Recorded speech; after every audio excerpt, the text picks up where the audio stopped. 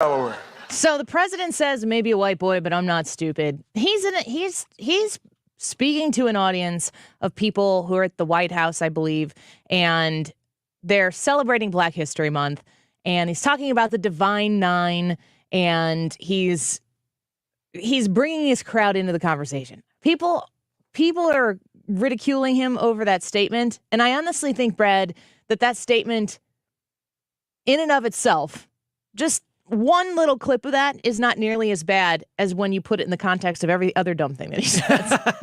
Yeah, it by itself, it would just be another thing. I think it would just kind of fade away. I'm trying to imagine Donald Trump standing in front of a bunch of people from HBCUs or the Divine Nine or, very powerful and revered and respected groups of people from Black culture and saying, I may be a white boy, but I'm not stupid. And just, how does that play out?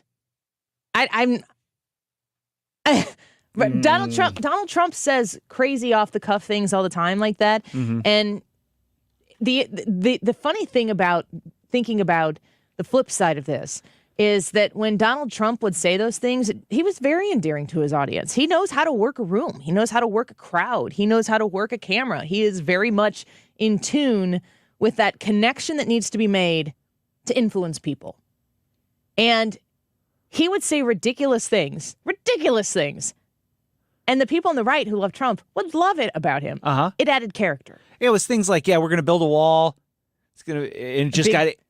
Big, beautiful wall. And they would say something, it just got 8 feet higher, or, we're going to make Mexico pay for it. These are all things that he was just saying to pander to his base. I think the Mexico pay for it he was serious about that. But my point is, when you hear things like this from somebody who is on the other side of the aisle, it's easy to drop your jaw and be like really, really overworked by it.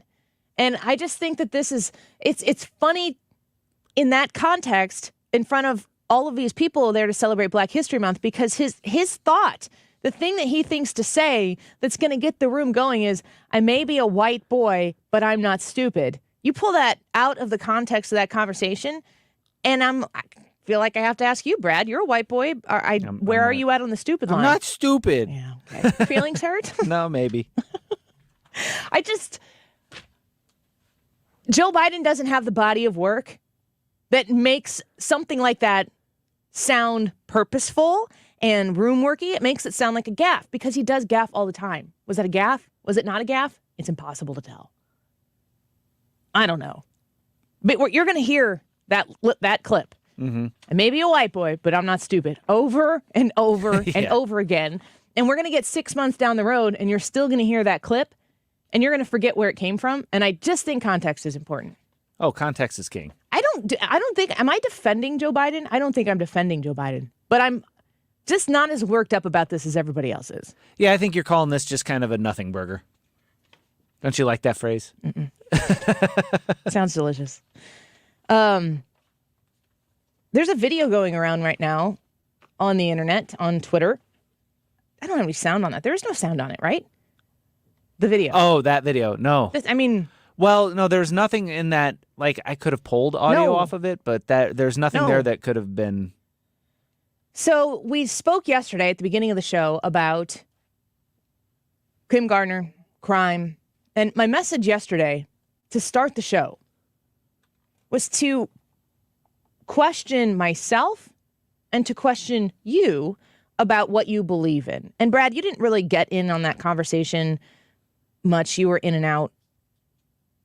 Hannah's on the board on Mondays and Fridays. But I want to know what you think, because when I'm talking about believing in something, the keyboard warriors who think Joe Biden's the worst president ever, I'm agreeing that he might be the worst president. He's the worst president of my lifetime. I wasn't alive during Jimmy Carter. He might be the worst president ever. Who knows? Time will tell. But keyboard warriors who can't stand Joe Biden will tweet till their thumbs are sore.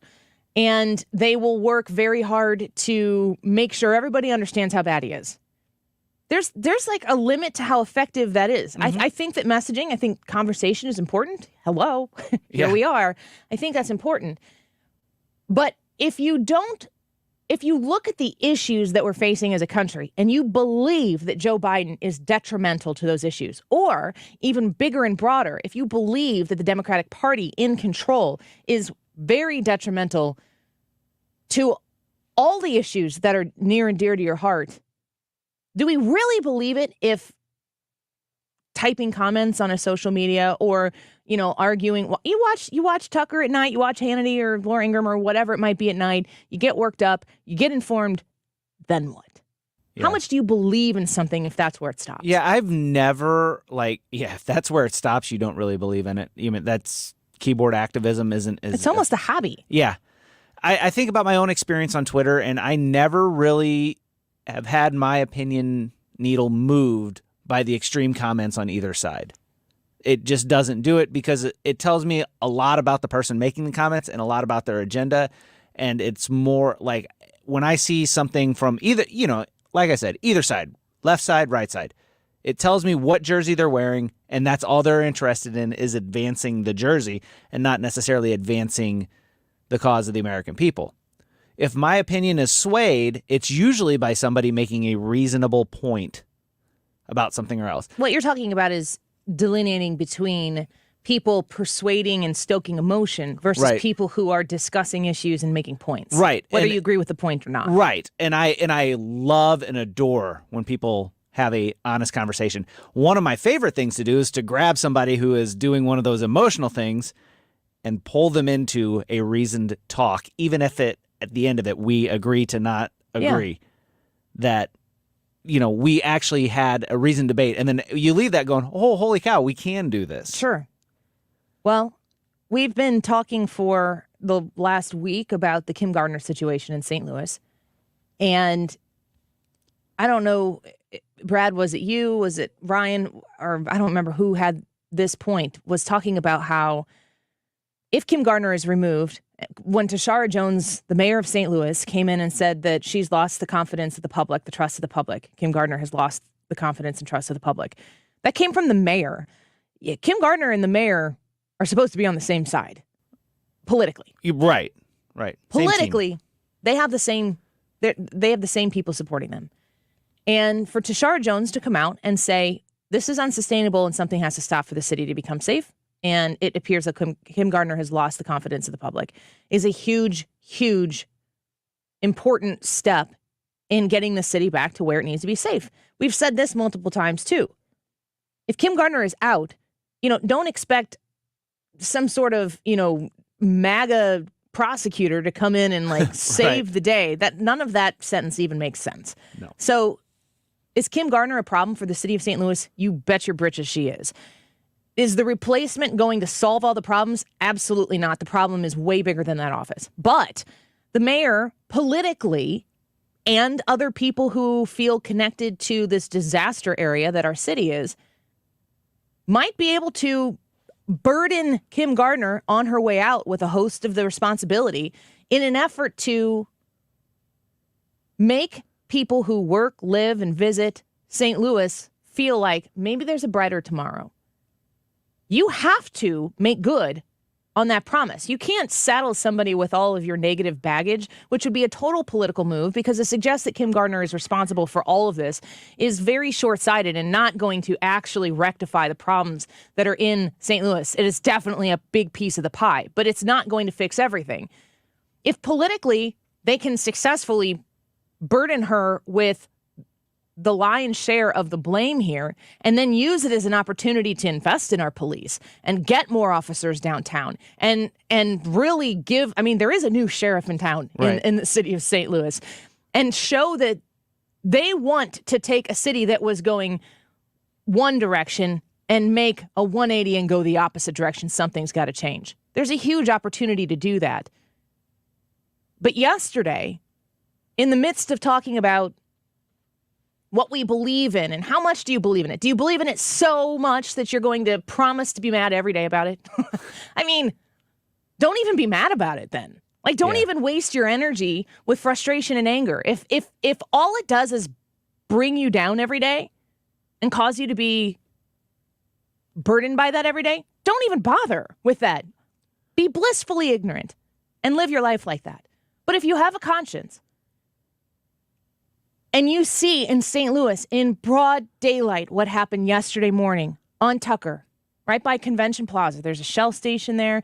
Kevin Killeen was in here yesterday, and he was talking. It was right in front of the Globe Democrat building. It was like 10 a.m., 9:30 a.m. Yeah, something like that. The man sitting on the curb, from what I understand, when this video starts, he'd already been shot once. Is that the understanding? That's my understanding of it. And you see another man standing behind him. It is the morning. It is a bright, sunshiny, blustery, beautiful day in St. Louis. Cars are driving on Tucker, people going to work. I actually was looking at the cars driving by to see if I saw anybody's car coming to work where I am sitting right now and identified that they might have driven past this. There are people cowering in an office building because I'm assuming that they heard the first gunshot. And they're videoing this. Now the world gets to see what St. Louis is like. Not at 3 a.m. on a Saturday morning, not at, Friday night after the bars have finally closed and people are dumping out onto Washington Avenue. No, this is morning. After people have been at work. Maybe people taking a stroll to go to Washington Avenue or one of the amazing restaurants or shops that we have downtown. There's a guy sitting on the curb. He originally, at the beginning of the first video, the one that's out there right now and being circled, I have a longer version of this video because I am in contact with the person who posted it. The man starts laying down on the ground. He then sits up. Behind him stands a man wearing pants and a jacket, and he's messing around with a gun. It's a handgun. It's not one of those scary looking guns. It's just a handgun. It's a standard black handgun that doesn't look like it's got a, big extended magazine or a long barrel or anything like that. It's just a stinking handgun that he got from who knows where. He didn't apply for it. He didn't walk into a store and purchase this thing, I'm sure. He's standing there and he's trying to get the magazine in the gun. And then he's trying to rack the gun. It's incredibly casual. Cars are driving by on Tucker. Sun is shining. People are going about their day, and this man's sitting on the curb with another man behind him trying to figure out how to get the gun to operate. And then about after a minute of watching this video, he points the gun at the guy's forehead and he shoots him dead on the street. That was Monday in St. Louis. Is that Kim Gardner's fault? Is that the mayor's fault? Is that the police officer's fault? Is that the Republicans' fault? Is that the Democrats' fault? Probably all of the above. Is it your fault and is it my fault? Probably, because it's not like that's a new occurrence. This isn't actually shocking to many people. We've known this to be the case. I criticize and will continue to criticize the Biden administration for when they show up in East Palestine, spending the majority of their time trying to explain why the blame of what's taking place in Ohio is really the previous administration. It seems like that's their goal. It's not about fixing the problem. The strong, clear, concise message in Ohio from the people in charge there is not about fixing the problem in Ohio. The problem that they have to solve is making sure that you point your finger somewhere else. The city of St. Louis is no different. Who wants to solve this problem? I don't care what color your skin is, what political party you vote for, what political party you run for. I don't care what your lot is in life, how much time you spend in the city, how much you avoid the city. Do you work here? Do you live here? Do you visit here? I don't care about any of that. Do you want this to stop? Does this need to end? Were both of those individuals strung out, and so there was just a murder that anybody who was walking down the street could have been a party to? You look on Twitter and people are blaming the Democrats that are in charge. Are they to blame? Well, yeah, probably. But where are the Republicans trying to win elections over them? Why can't they make that happen? So I'd say the Republicans are to blame too.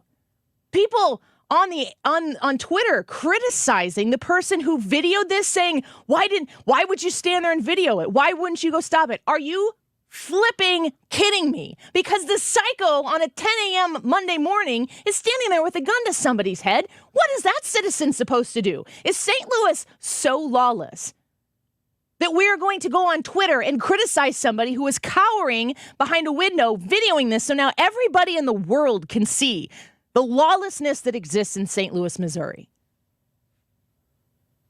They had already called the police. That doesn't matter to people because all we want to do is blame. Everywhere we go, we blame. We blame, we blame, we blame. And we do that because it's therapeutic. Because if you're blaming somebody else, then you don't have to look in the mirror and ask yourself, what can I do to solve this problem? So what can I do to solve this problem? What can Annie Frey do to solve this problem? I honestly don't know. I've been carjacked in this city. I've had a gun pointed at my face at 8:30 in the morning on the Stan Musial Bridge years ago. I was, for my husband's birthday in January in 2017 at Ballpark Village. We heard about 7 gunshots. Turns out there was a murder at the Hooters down the street. I keep coming back, less and less, but I'm still going to go to a Cardinals game. I still work here. This is how I feed my family. What can I do to make this better? Not how terrible are the Democrats. I'm not here to stump. I'm not a person who comes on the radio to explain to you why Republicans are so good and Democrats are so bad. I know that people expect that of me. I believe in policies. I believe in things. I want those policies to be successful because I think it's what's actually best. People disagree with me on that. People think differently. That's fine. Kim Gardner is part of the problem. I stand by that. She's a huge part of the problem, but she's not going to go away in St. Louis find itself fixed. How do we solve it? How do we come together across all of those things that people are investing in dividing us? How do we come together so that what happened yesterday morning isn't just another Monday morning in St. Louis? I don't know that I have the answer to that, but I'm asking myself the question, and I think that's a good start. I'd challenge you to do the same. I'm going to get Brad's thoughts on this, and we could discuss this issue. We can read some of your comments that are on the YouTube live chat if you want to participate. Because St. Louis deserves better. The city is beautiful. It has so much to offer. We all need to pitch in and figure out how to make sure that people get to experience it safely. All hours of the day, not just on Monday mornings. Let's take a quick break. We'll be right back. Well, I don't miss much if it happens on a dance hall floor. Mercy, look what just walked through that door. Well, hello, The Annie Frey Show is streaming online. Watch us live on YouTube and subscribe.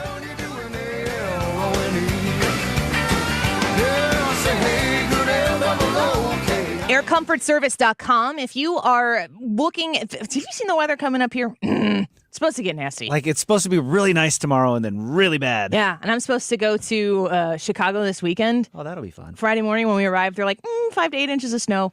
Give me a break. This is kind of, we're right on the cusp of March. March is one of those really cold and potentially kind of warm months. Your HVAC system needs to be in good working order. And if it hasn't been, I promise you, those energy bills that you're getting, are they frightening? Do you kind of tense up when you have to open up the power bill because you're worried about what it's going to rise to this month and the next month? Make sure that your HVAC system is working efficiently. It's a very important thing to do to understand that if your furnace is not pumping warm air to heat your home, to get you in your comfort zone, if your air conditioner isn't cooling your house the way it needs to be, and it's running excessively, it's pretty hard to afford that these days. Air Comfort Service is there to do a tune-up, to do the maintenance that you need, and they have maintenance plans that are very affordable as well. Become a monthly subscriber, you get that 12th month free. Reach out to Air Comfort Service to make sure that you are living in your comfort zone. 314-513-0091. That's 314-513-0091. Online, aircomfortservice.com. Finding great people to hire is like trying to find a needle in a haystack. It's pretty difficult, right? Well, ZipRecruiter has mastered finding a needle in a haystack. So they take it to the next level. They make hiring so simple that it's like finding a needle in a needle stack. And that's why you should try ZipRecruiter for free at ZipRecruiter.com/radio. Here's what it's like to use ZipRecruiter. They have so many qualified candidates that it's easier to find the right ones for your roles. In fact, 4 out of 5 employers who post on ZipRecruiter get a quality candidate within the first day. That's a lot of needles. So how do they do it? ZipRecruiter's powerful technology sends you candidates who are a great match for your job, and you can even invite your top choices to apply. So if you want less hay and more needles, head to ZipRecruiter. And right now, you can try ZipRecruiter for free. That's right, free at ZipRecruiter.com/radio. That's ZipRecruiter.com/RADIO. ZipRecruiter.com/radio. ZipRecruiter, the smartest way to hire. If you own a home in St. Louis and you want to sell it as is, without any inspections or the need to make any repairs, call Chris Buys Homes St. Louis.com at 314-782-8000 and get your cash offer without any obligation, commissions, banks, or headaches. Chris buys vacant homes, inherited homes, fixer-uppers, beautiful homes, even the tenant who won't pay the rent apartment. Google us. Chris Buys Homes in St. Louis, and check out our best reviews from satisfied customers. When you sell to Chris, you decide when you want to move, according to your schedule and your terms. Go to our website, chrisbuyshomes.st.louis.com, or call Chris at 314-782-8000. That's 314-782-8000, and get the offer you've been waiting for. 314-782-8000. We've been here 30 years, 30 Christmases in this house, and we have the traditions that most families have. That's Terry talking about her experience with Rhino Shield ceramic coating. We did Rhino Shield 14 years ago, and the house still looks the same as the first day. Rhino Shield really worked with me to help me get just the right nice soft yellow, and it's 14 years later, and it's the same color. The main reason Terry called Rhino Shield is because it's backed by its 25-year transferable warranty. It just sounded wonderful that we could have the house coated with Rhino Shield and not have to worry about it again for 25 years. Take it from Terry. Give Rhino Shield a call now for a free evaluation. 877-25-RHINO. 877-25-RHINO. Or visit 877-25rhino.com. There have been neighbors that have come by and said, "Did you just have your house painted?" Because they wanted to know who the contractor was. And I said, "No, it's actually Rhino Shield." 877-25rhino.com. For details and a list of all station contest rules, visit www.971talk.com/rules. Are you ready to rock? Tune into the Mark Cox Morning Show all this week for your chance to win tickets to Guns N' Roses coming to Busch Stadium on September 9th. Tickets are on sale now, but we're giving them away all this week from 5 to 9 on the Mark Cox Morning Show on St. Louis's home for conservative talk.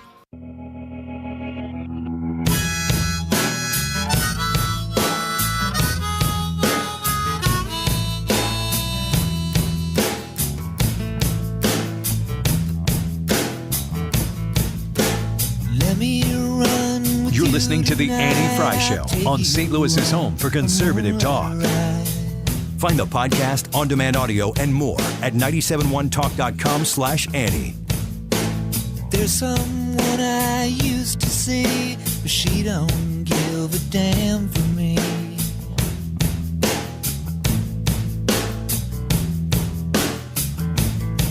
Well, let me get to the point. Welcome back to the Annie Frey Show. Thanks for being here with us this afternoon, talking about crime in the city of St. Louis and how it's affecting the city's ability to thrive or wither.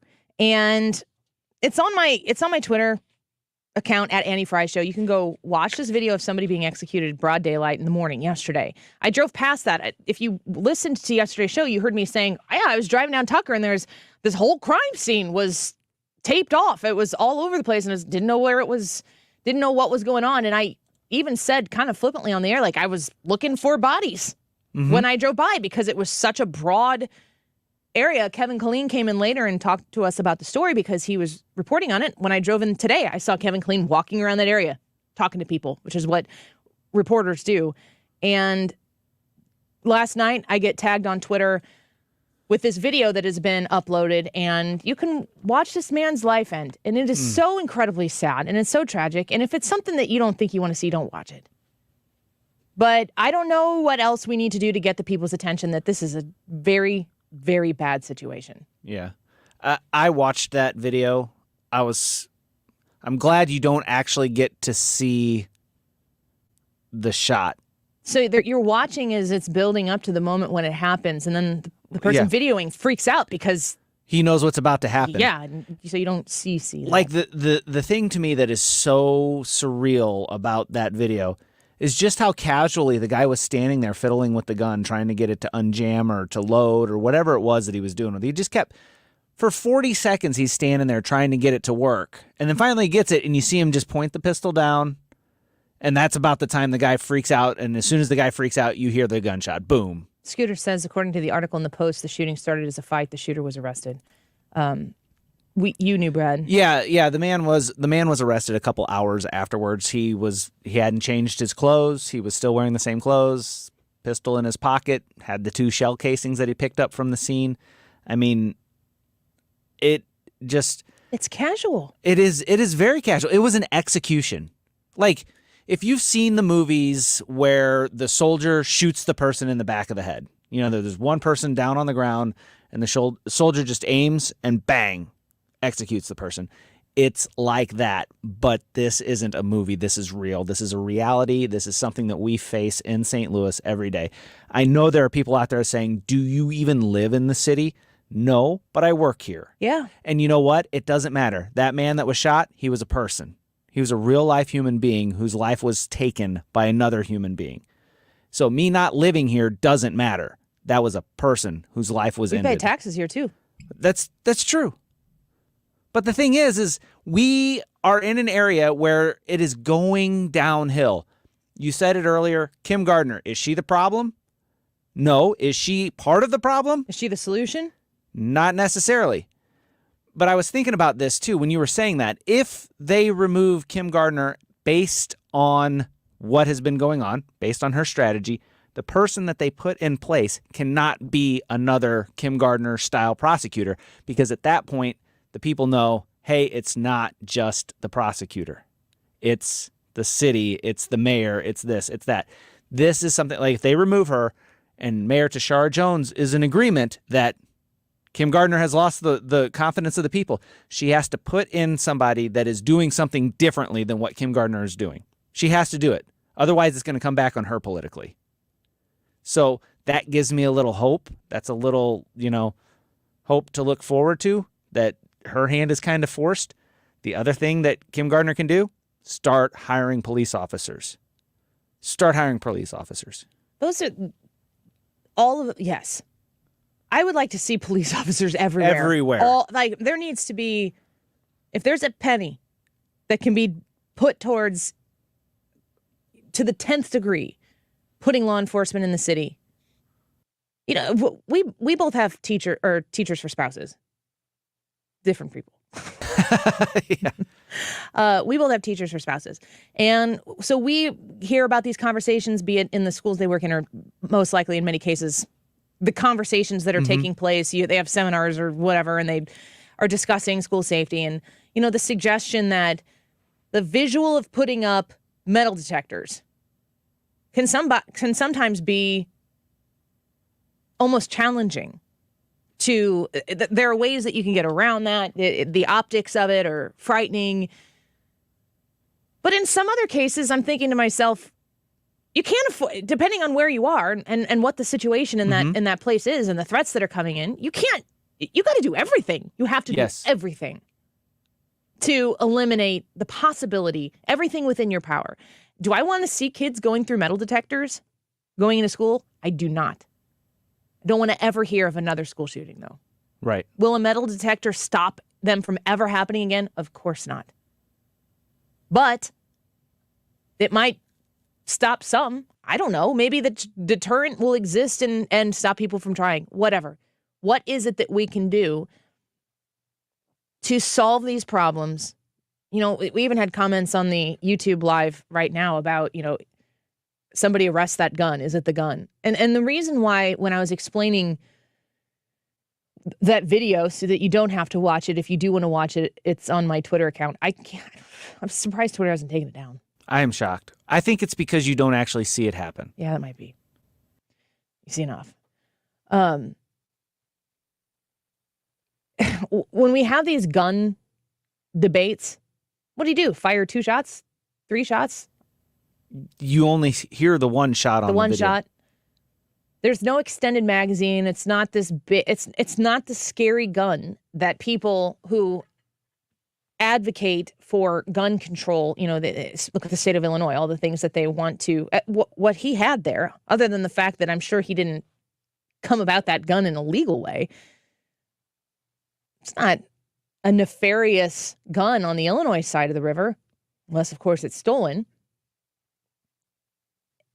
What rule, if that gun would have been made to be illegal in the state of Missouri, would he have not executed that man on Tucker yesterday, Monday morning at 10 o'clock?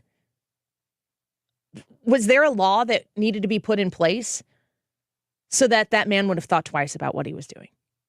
That's absurd. It's absolutely absurd. It is not legal to execute people in downtown St. Louis. That law is in place. That law was not followed. I can't imagine a lesser law would have stopped that crime. But we do have a problem. Again, Republicans and Democrats can often look at something and go, this is a magnificently huge problem. We have to do something about it. And then so much so, I think, because of the information saturation that is out there for people to consume and constantly competitively cheer for their own team in the matter, it's not enough to say that we need to fix this problem by electing Republicans in 2024. We don't have time. We can't afford to wait that long in the city of St. Louis or anywhere where this crime is taking place. When Ryan comes in for Wiggins America, he's going to talk about the Chicago mayor race, which is very, very important. And people need to know where this election is going and how much trouble Lori Lightfoot is actually in right now. And the fact that I think I heard a 59% increase in the murder rate. That's astronomical. That's incredibly bad. How do you have a scenario like that where they are in the middle of an election like that? For Chicago, that time is now. How do you have the ridiculous statistics? Let's simplify and dumb this down to a level that even I can understand. Let's imagine that Lori Lightfoot isn't the mayor of Chicago. Let's imagine that Lori Lightfoot is a starting pitcher for the Chicago Cubs. And let's take her crime statistics and make them pitching statistics. She's a free agent to the Cubs signer? Well, maybe they do. Of course they don't, because she's a loser. Not in the pejorative sense. In the I represent the people of Chicago and we're losing sense. Mm-hmm. You don't reelect a loser. Chicago is faced with this opportunity right now because in this country we have these opportunities to do something about it right now. St. Louis, you do not have that opportunity right now. You have to do something before the next election, before the next time you get to cast a ballot. What is it that we're going to do? Send me your suggestions because I don't know. I've been challenged to do something about this, to do more. And I think that that's a worthy challenge. What is it that I can do? Our culture, Brad, is we're in a bad way. Broken in pretty much every possible way that you can assess. Yeah. Yeah, we're in a bad spot culturally speaking, morally speaking as well. Yeah. Here's maybe something you can do. Call your local police department today and thank them. Bring your local police department something today that tells them thank you. If you've got the 15 minutes to divert in your day to show gratitude to your police officers, do that today. I will do the same for mine in my office, in my town. Let's take a quick break. Let's talk about that Chicago mayor race. Ryan Wiggins has the details for us, and in Wiggins America, he's going to break down where the race is right now. The Chicago mayor race always seems like it takes for freaking ever. Runoffs and it's kind of like Alaska. You're like, oh no, but we have 7 more elections to go before we decide who it's going to be. What's the deal? Well, Ryan Wiggins has the answers, and he's going to tell us in Wiggins America when we come back. People come, people go. Some grow young, some grow cold. You're listening to The Annie Frey Show. Follow Annie on Twitter @AnnieFryShow. I woke up in between a memory and a dream. The Diamond Shop, located in Clayton, been serving St. Louis since 1910. Buying jewelry is all about trusting the person you're buying it from and believing that they have that knowledge to guide you through that process so that you're making an educated purchase. That's been the experience that I have had, my husband has had when shopping at the diamond shop. You need somebody who's going to care about you, who's going to care about that process, who's going to want to give you the very best service, whether you're buying a $50 pair of earrings or a $5,000 ring or maybe something even more. If it's something more, show me. I want to see a picture of it.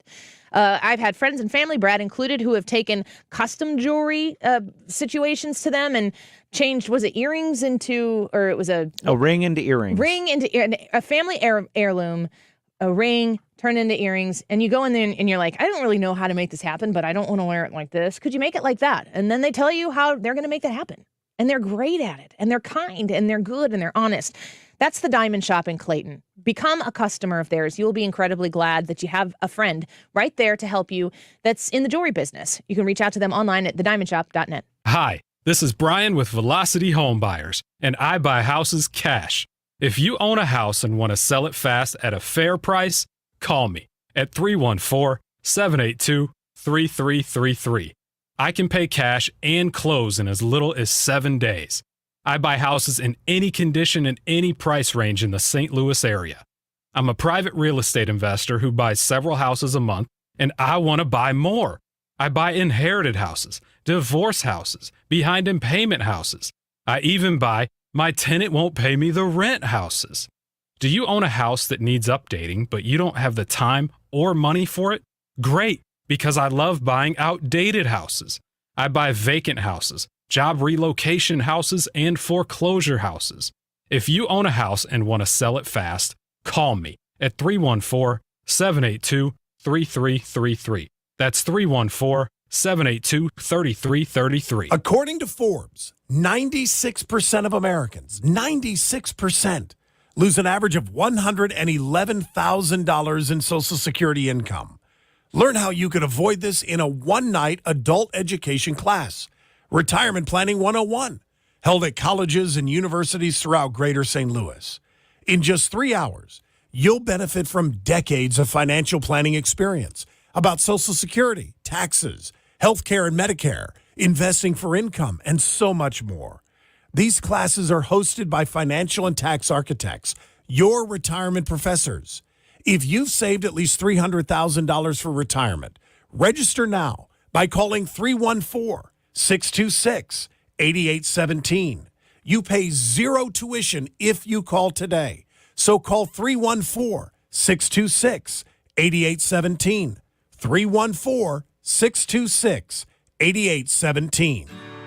The med spa at the Institute of Natural Health understands how difficult it is to maintain healthy skin and how much this can affect someone's life. With the right combination of treatments and products, they can help you keep your skin looking healthy and more youthful, while also reducing and preventing damage. Take your first step towards healthy skin at the med spa at the Institute of Natural Health. Visit them at inhstl.com or call to schedule at 314-293-8123. That's 314-293-8123. I'm Eric Robert with Stifel. The economy is always changing, but what does it mean for your investments? Join me and fellow Stifel financial advisor Bob Stockdale during On the Money, Saturday mornings from 11 until noon on 97.1 FM Talk. Stifel, member NYSE and SIPC. You're listening to the Annie Frey Show live from the Air Comfort Service Heating, Cooling, and Insulation Studio. Air Comfort Service offers insulation services. Did you know 9 out of 10 homes are under-insulated? Increase your energy savings and comfort with better insulation. For details, visit aircomfortservice.com. 22 years of questioning the narrative. Thanks for making 97.1 FM Talk your home for conservative talk.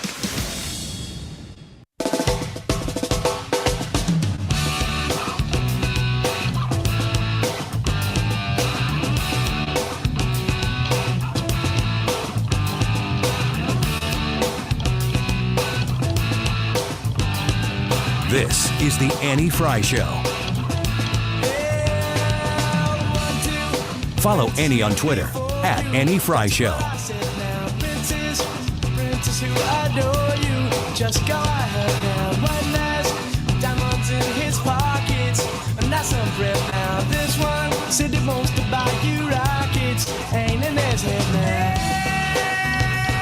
Do you feel safe in the city of Chicago? Honestly, not always. I was born and raised here. A few months ago, I actually was assaulted. I was attacked But, the crime is what it is here. Do you feel that there's any protection since you were assaulted? No, and no one's doing anything about it. Wiggins! Wiggins! Chicago mayor race is heating up.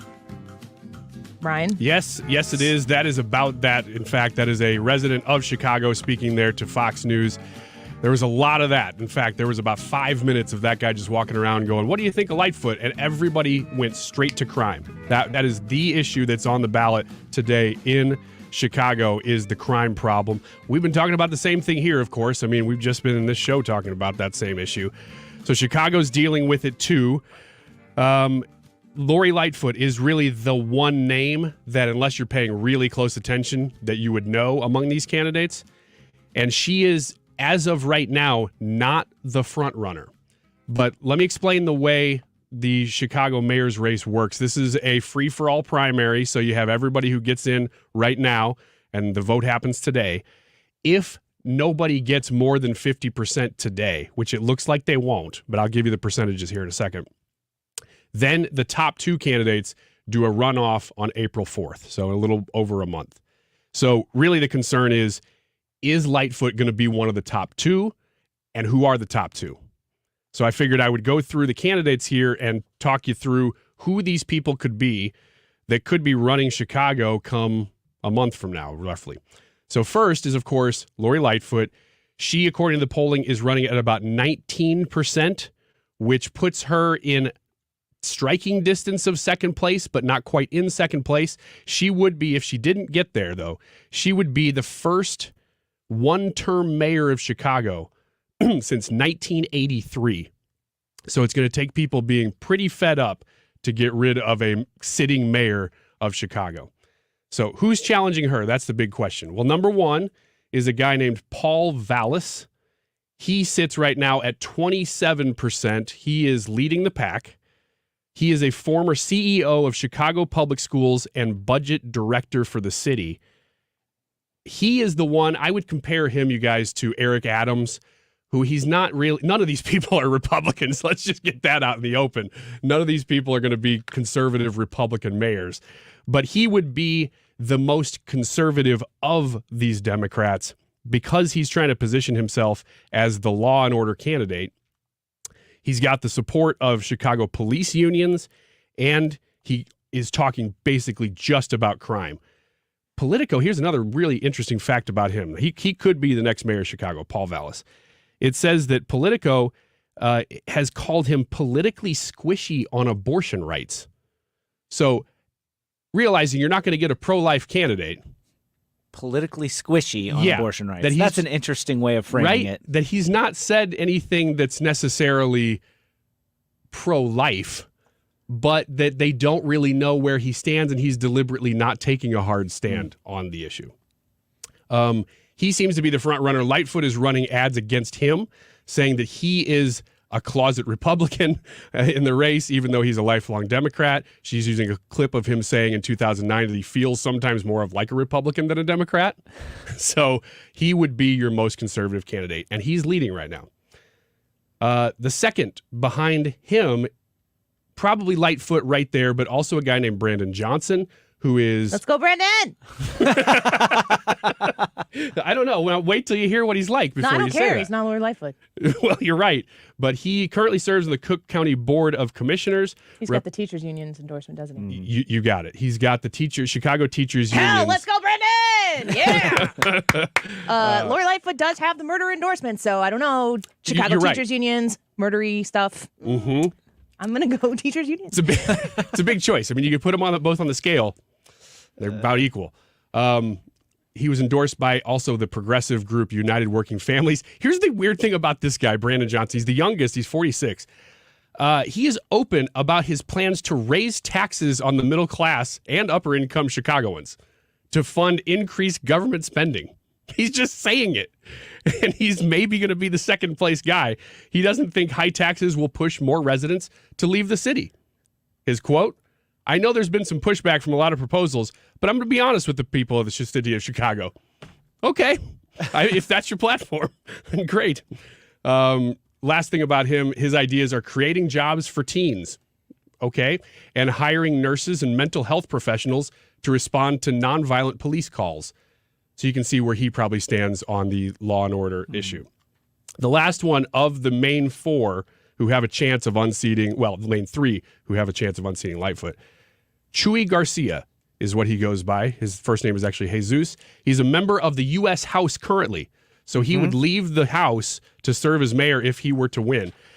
He's kind of all over the place. It seems like he's trying to coalesce the progressives. So definitely not the most conservative candidate, but he's not, they can't pin him down on a whole lot, but he's got a record in the House and it's very liberal. So among those three candidates right now, it does seem as if Vallis, the most conservative, has the best chance to win. Do you think, as you follow this, and I don't know how closely you guys are following this, but do you have if Vallis is going to be one of the two candidates, the second place candidate could be any one of these other people. It could be Lightfoot, it could be Brandon, it could be Brandon Johnson, it could be Chuy Garcia. Do you think that Vallis has a better chance against any of those candidates? Well, if he's leading right now, I think it doesn't matter who he faces off against. Of course, that might just be because the progressive vote is being split amongst those other candidates. So I think maybe if I had to guess, he would have the best chance against the guy who's saying, I'm going to raise your taxes. Well, I thought the same thing, that I was concerned that he might max out because he's the most conservative, but really he's just conservative on crime. So right. I don't know how that would play out, but I think, and this was I got some polling to back this up now too, going against Lightfoot may be his best option because Lightfoot does not have the teachers unions support, at least right now, so they would have to switch if it weren't Brandon Johnson. And she's the incumbent. He can run against, look the way things are now. Right. He's be the change candidate then. And the polling suggests that he actually does have the best chance of winning this thing against any of them, which I was very surprised at. Yeah. But the best against Lightfoot. So if Vallis faces off against Brandon Johnson, he would still win by about 13 percentage points. Against Lightfoot, it's a little higher. It's almost 20 percentage points that he would win by. Versus Garcia, it's only about 5 points. I think the only number one takeaway here is, so you're saying there's a chance. And absolutely, it's very likely, it's not likely, well, I don't know, maybe it's likely. It's very possible that Lori Lightfoot doesn't make the top two. So that happens today, and that election takes place today, and tomorrow we will know. And hope to have a great guest book tomorrow to discuss that from Chicago. Going to make that connection and hopefully get that scheduled so that we can get an update, a reaction on whomever the top two are, and see what happens next. Because if Chicago chooses more of the same, then at some point you have to say, can this be helped? One of the things that frustrates me so much about how clearly focused Chicago voters are on crime. I mean, Brad, you were in conversations with me with other people during the last election, and the Illinois Republican Party was obsessed with the idea of crime. Mm-hmm. That's a Chicago problem. Yes. It is a problem elsewhere, but it's very much so a Chicago problem. If you're in central Illinois, if you're in suburban or rural Illinois, it is not the number one concern that people have. And there are valid concerns that voters in the state of Illinois have that are outside of that. That doesn't make crime any less of an important issue for people in Chicago. But the way the state is always driven is Chicago-centric, and everybody else is to step in line. Chicago has like 60% of Illinois' population. People need to understand that. They're going to get a lion's share of the attention because they are the lion's share of the people. But getting the crime issue improved in Chicago, will help the rest of the state because people are going to be able to think about broader issues. Mm-hmm. I don't understand how you can look at the concerns that people have for crime in Chicago and in St. Louis and, in Peoria and other places around the state that might be struggling, or cities across the whole country, for that matter. I don't really know what the Democrats are really offering politically as a party that make me feel like there's a successful path to less crime. But the Republicans aren't winning these elections either. And if they have a plan, but can't win an election, then they're to blame as well. Something has to give here. And for Chicago, it certainly is crime. I can't wait to see how this turns out tomorrow, and we're going to continue to cover it from that angle, from a news angle. Thank you, Ryan. Let's take a quick break. When we come back, Jim Carafano with us. Are we almost in World War III? Oh my gosh, Jim, tell us. We'll be right back.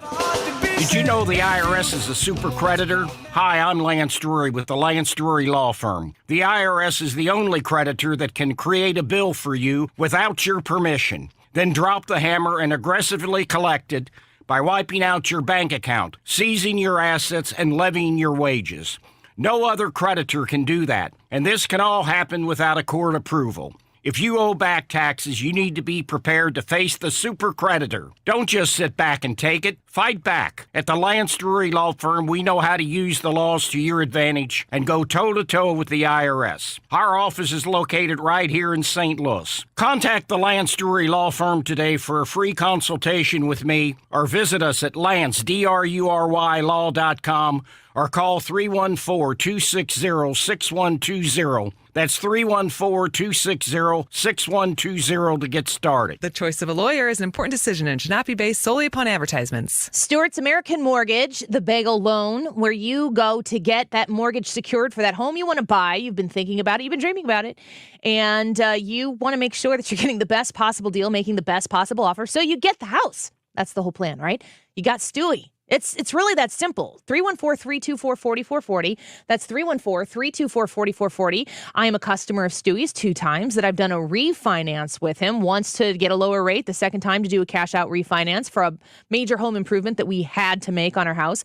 But he does purchases as well. How about like a 12-day close? How about once you get your pre-approval, being able to generate your own pre-approval letter so you don't have to wait on anybody to do it? How about helping you with those closing costs, meaning you don't have to pay them? It makes you in a position to have a more competitive offer, or potentially just save that money in the end, get the house and spend it as you see fit.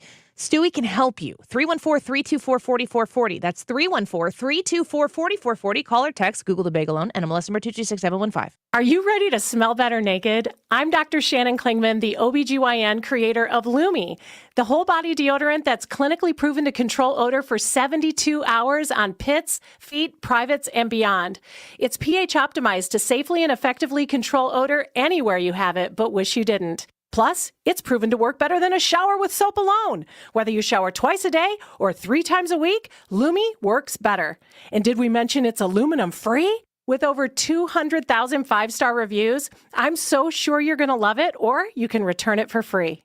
There's a special offer for listeners. Use code 901 and get an extra $5 off a Lumi starter pack that comes with a solid stick, cream tube, free product of your choice, and ships free with code 901. LumeDeodorant.com, code 901 for an extra $5 off a Lumi starter pack. Love it or return it for free. That's LumeDeodorant.com, code 901. KFTK FM Florissant. From the Under Law Injury Lawyers, GetJim.com studio. 97.1 FM Talk. Always live on the free Odyssey app. Reassurances repeated. I'm Lisa Brady, Fox News. The people of East Palestine will not have to figure out what comes next for them on their own. We are in this together, as I've said from day one. EPA Administrator Michael Regan making his 3rd trip to the Ohio town after a toxic train crash that's left some residents concerned about possible long-term health effects as Norfolk Southern continues cleanup. I want to remind folks that at any point the company fails to comply with the actions ordered by EPA, we will immediately step in, conduct the work that needs to be done, and then force Norfolk Southern to pay triple. The EPA opening a community welcome center billed as a one-stop for information on the response, including cleaning services and air testing. President Biden visits Virginia to talk about health care and criticize Republican proposals he says would raise health care costs. While the Supreme Court hears arguments on what several Republican-led states say is an overreach of the president's authority, his plan to erase some student loan debt. The administration believes the law is on their side. a 2003 law called the HEROES Act, aimed to waive or modify student loans following 9/11, and the words national emergency are actually in that law. The administration says for now, COVID is still a national emergency. Fox's David Spunt at the Supreme Court. Critics also argue the program is unfair to taxpayers footing the bill and those who've paid their debt. A Michigan mom who lost 2 sons to fentanyl-laced pain pills is pleading with Congress to take action. This is a war.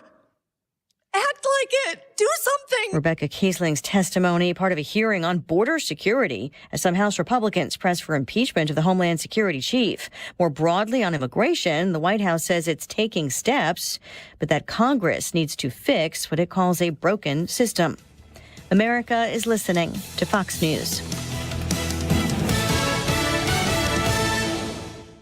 Is your home's title still in your name? What would you do if you discovered you're the victim of a home title theft and that the one document that proves you own your home is no longer in your name? With Home Title Lock's free lookup service, you can verify your home is still safely in your name. Thieves can now discover the title to your home online. They simply forge your signature on a transfer document stating you sold your home to them. Then they take out loans on your home or sell it to some unsuspecting buyer.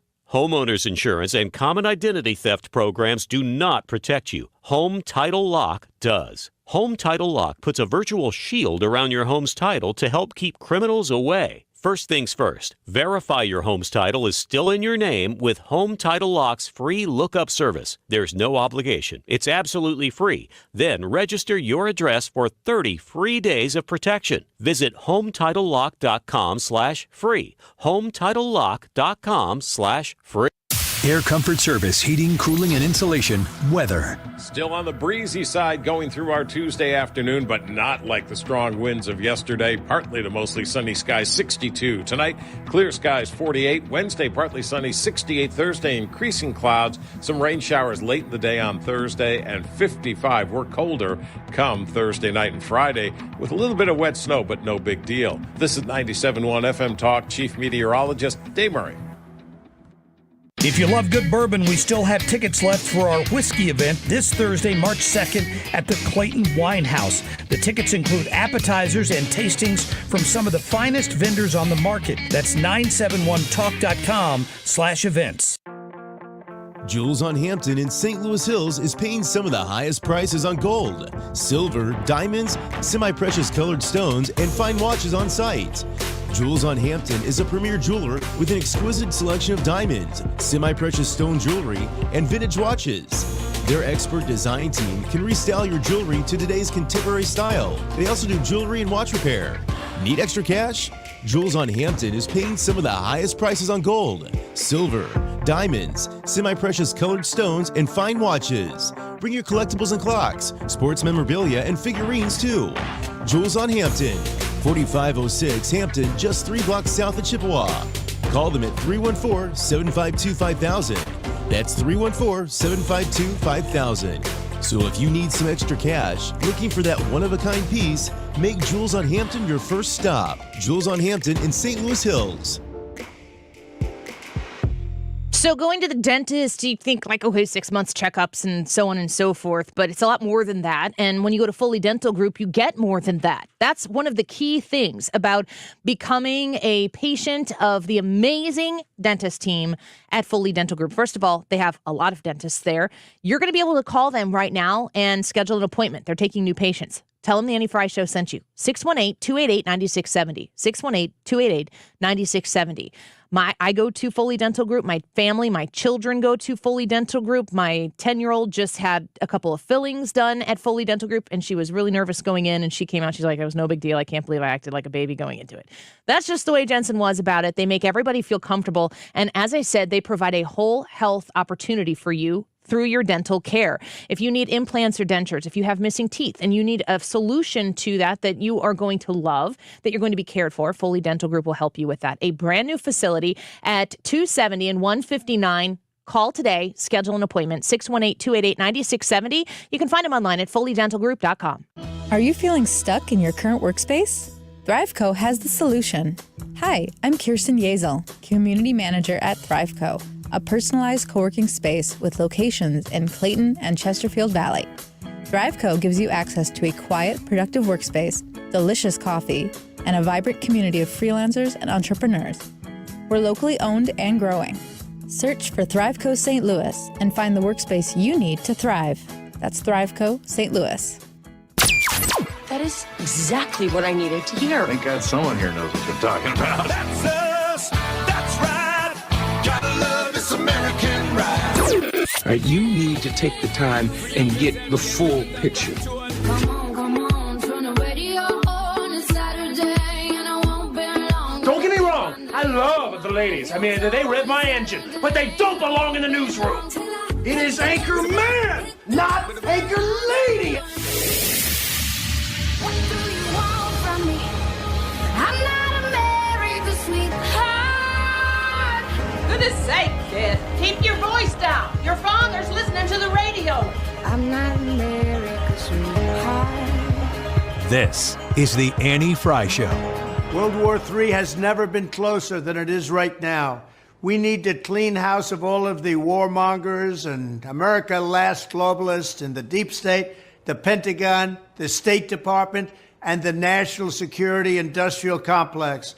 One of the reasons I was the only president in generations who didn't start a war is that I was the only president who rejected the catastrophic advice of many of Washington's generals, bureaucrats, and the so-called diplomats who only know how to get us into conflict, but they don't know how to get us out. Jim Carafano, These are dangerous times. Vice President for Foreign and Security Policy at Heritage. So we've never been closer to World War III, and we got to get the warmongers out. There's a lot there. Of course, he's a man who's running for the presidency once again. A lot of politics involved in there, but maybe some truth as well. Jim Carafano, welcome back to the show. Are we as close to World War III as we have ever been? Is that a fair statement? Yeah, so Ronald Reagan once famously said that the loss of freedom is only a generation away. And, I think those are kind of bookends. The reality is, wars often happen not because people are warmongers, but because they don't pay attention to the warmongers. George C. Marshall once famously said, if you want peace, prepare for war.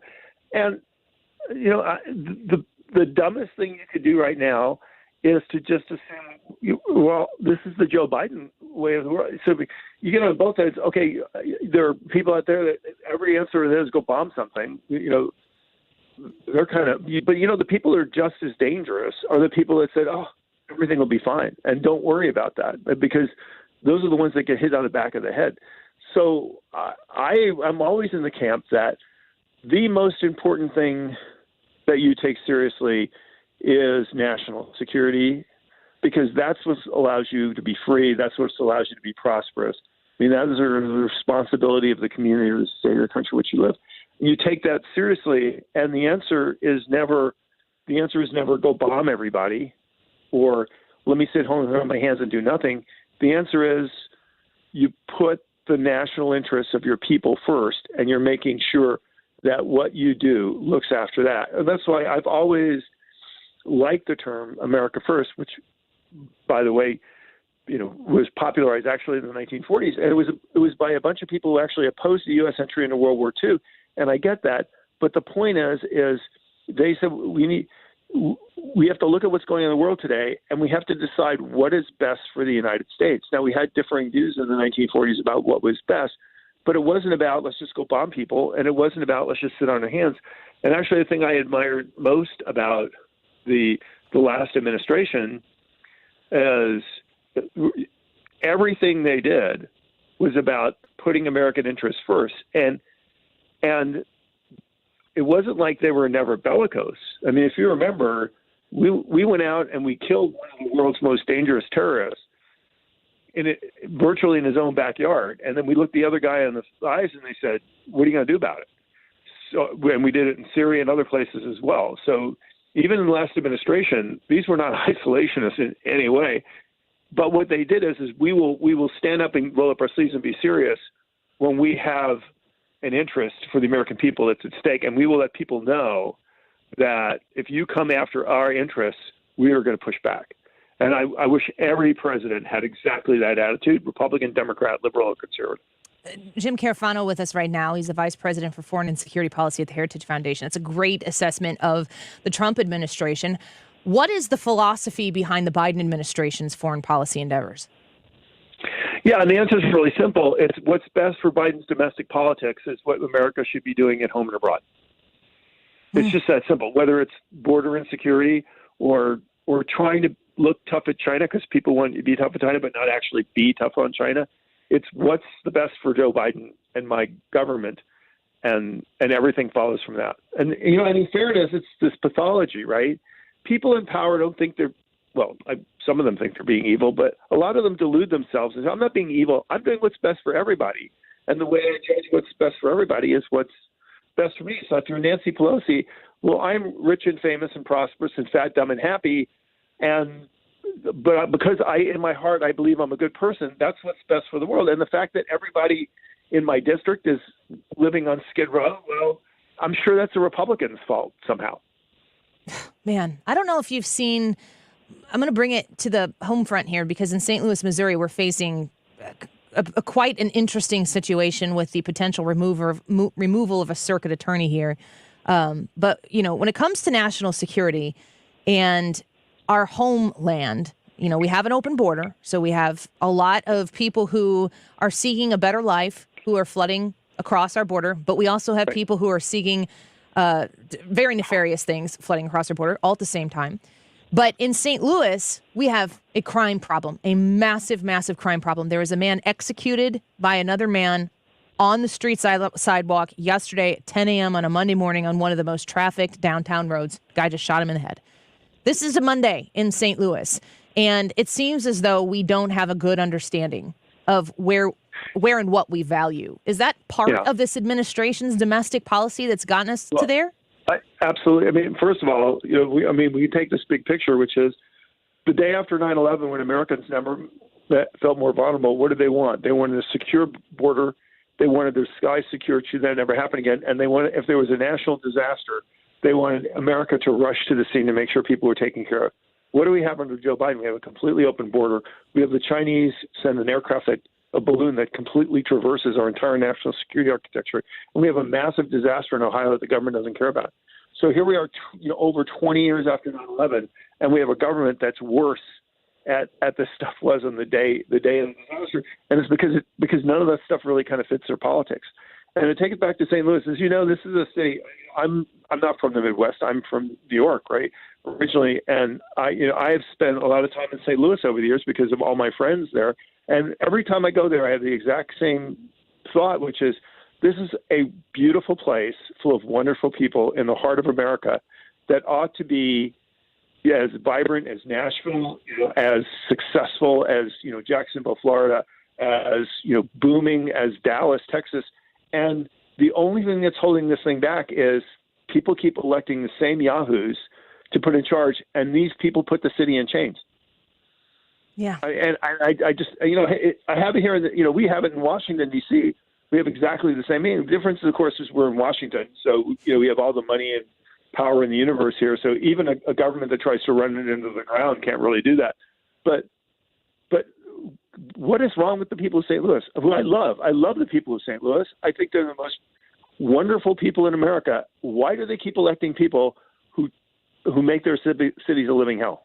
I don't understand that. Well, I've been saying this a lot in the last 48 hours, probably in the last week, since the Kim Gardner Circuit Attorney General saying he's going to remove her story has been happening, that it's simple to sit here and blame. Usually blame makes the blamer feel good because it takes the burden of responsibility off of the person to do something. But you can say, like you're saying, that the Democrats, they continue to do the same thing over and over and over again. But you're saying exactly what people need to be thinking about is, why aren't the Republicans winning? Like, what better case needs to be made for somebody to make a change and do something different, especially in the city of St. Louis?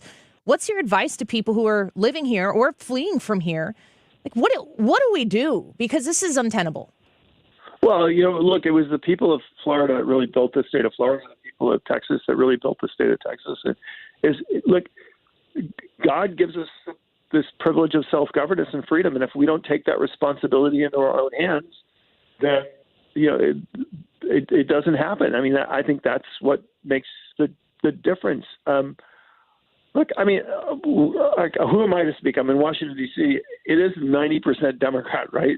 And they're going to go in the same yahoos regardless, no matter how. But, here again, we have this federal safety net, which almost makes it impossible to destroy the city no matter how hard we've tried over the decades.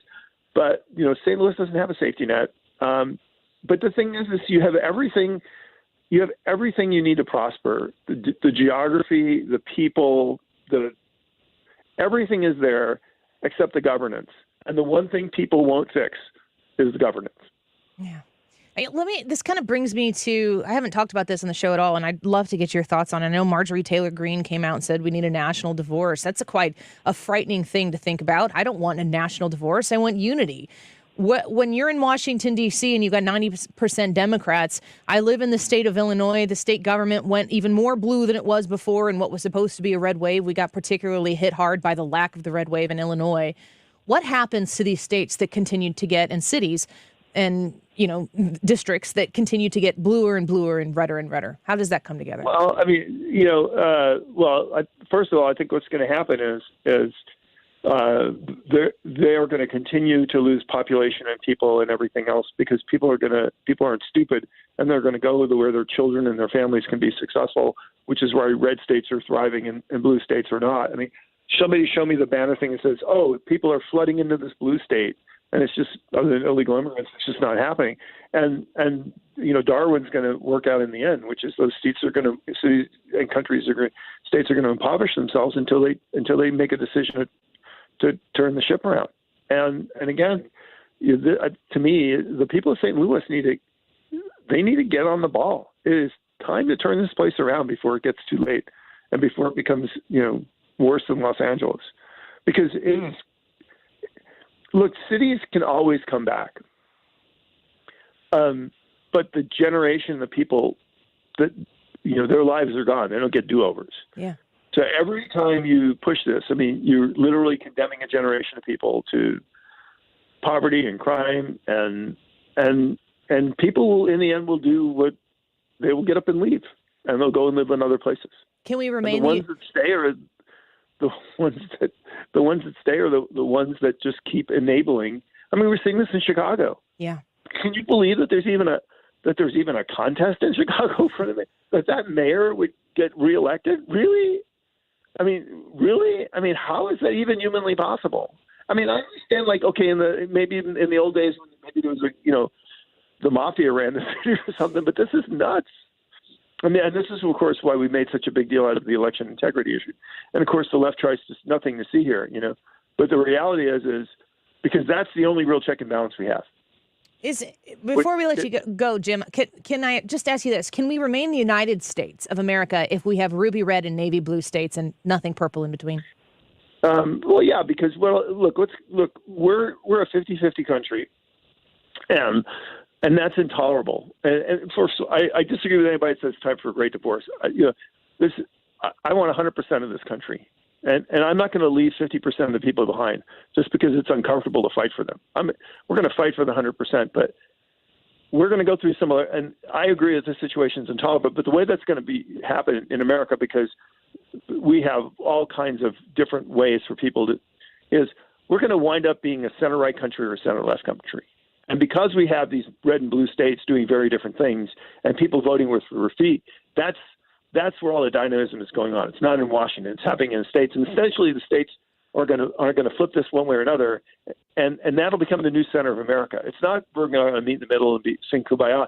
We're either going to be a country that embraces CRT and 47 genders and 85 bathrooms for people, or we're going to be a country that, believes in responsible citizenship and self-governance. And then the other people are going to have to learn how to live with that, which is the way this kind of always works. And that's the way it'll work out here. It really, really will. And I don't know why people would say we're headed for a great divorce when you see what's happening in this country politically. Let me look at a state like Florida, which was a swing state since as long as I can remember. We've never had a governor elected by more than 2%, which has been a swing state in every presidential election and since time immemorial. And this is the reddest of red states. Yeah. So when people say, well, we can't solve this through politics. Well, somebody has to tell the people of Texas and the people of Florida and the people of Tennessee and the people at Kentucky that you can't solve this through politics, because evidently they figured it out. Well said, Jim Carafano, as always. And I think really, really wise words for people to hear right now who are fretting over the current state of our country and not wanting a national divorce, but knowing that the way we're going right now, it just seems to be getting worse before it gets better. We appreciate you, Jim. Thanks for being with us. Thanks for having me. We'll do it again. Vice President for Foreign and Security Policy at the Heritage Foundation, on Twitter at JJ Carafano. We're going to take a quick break because when we return, we're going to speak with the president and CEO of the Illinois Bankers Association. Randy Hultgren is going to join us. He's going to talk to us about bank fraud and how you can avoid it. Excited to have Randy on the show here in just a minute. Don't go away. This is the Annie Frey Show. Follow Annie on Twitter at Annie Frey Show.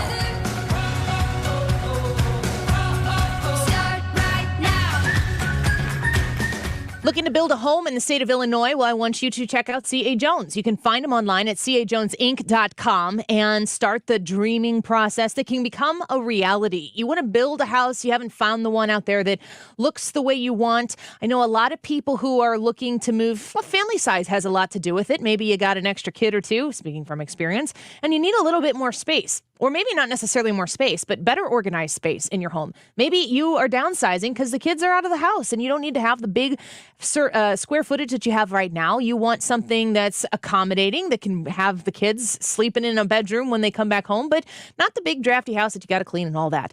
And you want that beautiful home, the one that is made just for you. cajonesinc.com is the place where you can go and you can build out these homes on their amazing tool on their website. You can look in the different layouts that they have, start the dreaming process now. There's no better place to go to get that home build done on the Illinois side of the river than C.A. Jones. Like I said, you can find him online at cajonesinc.com. Hi, St. Louis. This is Don Chamberlain, best-selling author from right here in the St. Louis area, and I want to tell you about a new Hollywood documentary called The Baby Boomer Dilemma. In this film, economists and Nobel Prize-winning PhDs from Wharton, MIT, and Stanford share a strange concept I call the retirement discount. It can potentially give you more retirement income with the same dollars saved, and your principal is never at risk from market declines. Even people who are currently on track have shifted money to this strategy because it could increase their retirement income or may allow them to stop working years sooner than they expected. So if you're over 50 and want to learn how you could potentially get bigger retirement with less money, call and get the free copy of this brand new movie. That's a $30 value, but when you call today, you get it completely free. Plus, I'll include a copy of my new book, Crash Proof Wealth. I'll even cover the shipping and handling, no credit card required. 1-800-807-3838. That's 800-807-3838. 1-800-807-3838.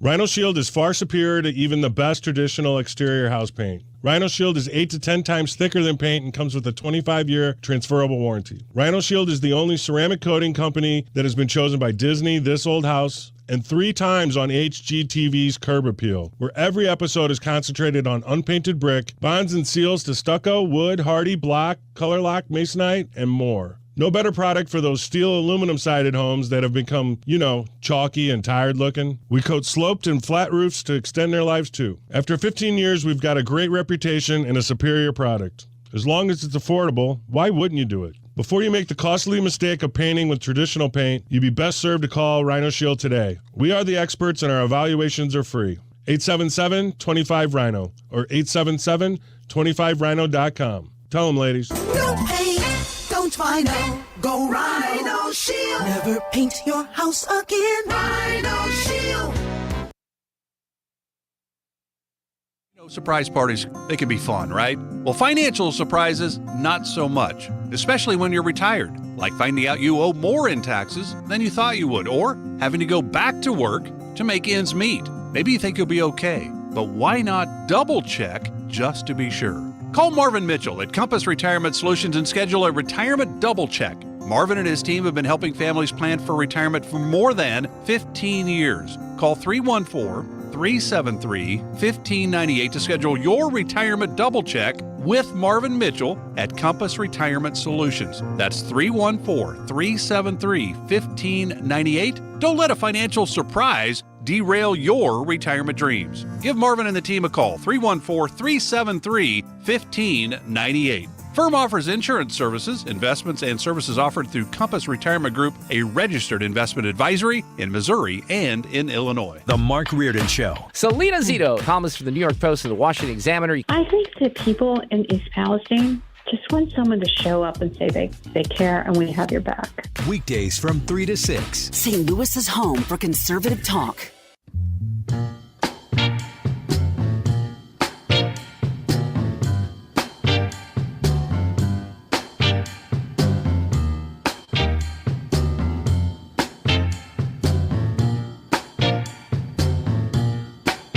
When the night has come and the land is dark, This is the Annie Frey Show. is the only light we've Find the seen. podcast, on-demand audio, and more at 971talk.com/Annie. Be afraid.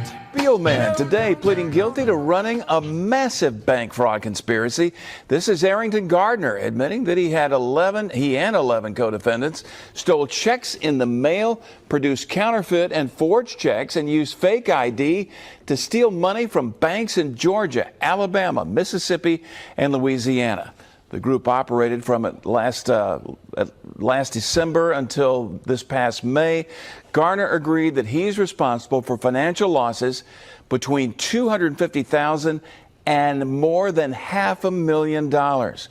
Garner faces a maximum of 30 years in prison, but prosecutors have agreed to recommend leniency. So there is a local report on bank fraud. It's on the rise in the state of Illinois, and I think a lot of people right now listening, maybe you have been susceptible to this, but a lot of us have parents or grandparents that you worry about and you need to protect. And we wanted to take this opportunity to bring on our next guest. Randy Hultgren is the president and CEO of the Illinois Bankers Association, and he is on to talk to us about bank fraud and give you the tips you need to make sure that you aren't going to get caught in this web. Randy, thank you for being on with us today. It's a pleasure to have you.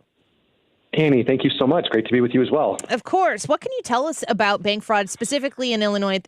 We're in St. Louis, Missouri. A lot of these things you're talking about, I'm sure, apply to anybody who has a bank account. Absolutely. They do. So it's rampant everywhere. This is an old crime that somehow, for some reason, has just gotten new energy.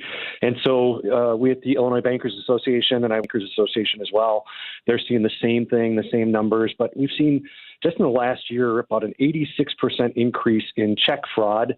And it's a lot of the fraud really is tied to checks. So it's you wouldn't think with less and less people writing checks that this would be something that's grown by 86% in the last year, 350% in the last 10 years. And on average, I mean, it's over 24,000 individuals and small businesses were caught up in check fraud situations last year, just in Illinois. You put in Missouri, it would be way, way more than that too. And across the country, as I talk to other banking associations, they're hearing the same thing. So bankers are just reaching out to customers, to folks, just to encourage them to be aware of this, to be careful where you can, and know there are some steps to take. But it's expensive. On average, it's about $2,400 that these frauds end up costing consumers, costing banks, costing businesses, other things like that. So anything that we can do to stop this, to protect people's hard-earned money, that's what we want to do. And we're really seeing two main kinds of check fraud that are going on. One is, again, exactly like you were talking, that you played the news clip there before. But it's we're hearing over and over again of postal workers getting held up, not for money, but for their keys to mailboxes. So criminals are stealing keys to mailboxes, going in, cleaning out these mailboxes to find checks. And then what they do is they use chemicals to take off the amount or change the amount and change the payee. I just talked to somebody just a couple days ago where they had written a $38 check turned into, I think it was a $3,800 check that ended up getting cashed somewhere. They were able to catch the person who did it and stop it. But this is real. This is expensive, and it's incredibly frustrating. So one of it is check washing. The other one I would just say quickly is with so much more peer-to-peer purchases, Facebook Marketplace, other things where people can buy and sell stuff. There's people out there who will do fake checks and they'll say, hey, Annie, I'll buy your car. You're selling it for $3,000. I'll come and pick it up from you. They show up and say, oops, I wrote it for $5,000 by accident. Just go ahead and deposit it and wire me the other $2,000 and we'll be even. Well, people are doing it, and they're not only out their car, but they're out that $2,000, $5,000, whatever amount there it is. So again, just encouraging consumers to know that this is going on. Your banker wants to help you, that they want to work with you on this, but just encouraging people to be aware, and really appreciated what you said. Not a lot of people recognize this part of it, but I think the reason why we're seeing such an increase in this too is less and less people are writing checks, but the people who still do mostly pay by check are loved ones we have who are older folks. Yeah. And it's so important for us to be aware of this. So I think it is criminals targeting what they see as people, maybe a little bit more vulnerable population of older folks who are writing a lot more checks still than the rest of the population. And so anything we can do to help our parents, aunts and uncles, neighbors, others, just to be aware of this and to keep a close eye on their accounts and take a few steps just to be safe. Yeah, this would be we'll clip this audio and put it up on our podcast. And if you have a loved one who needs to hear this, we'll post the link here after the show and send this to people who are in your life that need to be made aware of these things. I'm curious, since you are the president and CEO of the Illinois Bankers Association, we're speaking with Randy Hultgren. What about your thoughts on the digital ways that we send money, cash apps, different types of things like Venmo or Zelle or whatever else out there? Do you feel that there's a safer way for people to move money back and forth? Or is there issues there as well? Well, there are issues there as well. People definitely need to be careful protecting information. It seems like as things get easier, it's also something that it might be easier for somebody to steal passwords or steal phones, steal different things like that. So I love the convenience. And again, I'm so proud of our bankers, both in Illinois and Missouri, who have really stepped up and made investment to make it super simple for people to be able to transact, to send money, to pay bills. There's so many things. I mean, it's pretty rare for me to write a check. I was going to ask anymore, you. And very rare. Do you write checks and do you use the cash apps? Which do you do both? I do both. I do a lot of things where I just have automatic payments, things that are just set up where my bank has set it up where I just automatically make payments. So monthly things that need to go out, I don't even think about it. They just happen, I love it. Super convenient, never late on anything, even though I can forget about stuff so easily. So I think that's great. I do think still you need to be careful with certain apps out there. I think for the most part, just making sure whatever you're doing, whether it's an app, whether it's ordering checks, just make sure it's a reputable group that you're working with. There's ways to check that out, that they're real, that it's not some fly-by-night thing. And, the other thing I would say is it's still really good to have a banker, have someone you can talk to when you've got a question, when you've got a problem. And that's one of the things, again, I love working for bankers is that they love helping people. They love helping people make their dreams come true, but they also love helping people when a nightmare situation happens of, money getting stolen, a check getting stolen. So, if you see something funny, it just doesn't look right, call your bank right away, talk to somebody there. They'll work with you. They'll work with law enforcement right away. They'll, as quickly as possible, they want to make sure that it's made right. So a takeaway, Randy, before we let you go, for people who are listening right now, I mean, I write very few checks. It's like a last resort situation for me. But I think it's very generational. My parents, they definitely write more checks than I do. And I think my grandma, she wrote a lot of checks. What can you tell people right now? What's something measurable that our listeners can do right now to check on their loved ones to make sure that they are doing the right things? Quick things, one is just have them keep an eye on their accounts or offer to help them keep an eye on their accounts. If anything funny is happening, report it right away. There's things you can do if you're writing checks. Use permanent ink. Just a fine point Sharpie is almost impossible to get off that paper without destroying the paper. So it's just a little thing, costs $1 or $2. Have permanent ink. And then, if you're buying something from somebody you don't know, don't give them more. Don't accept a check.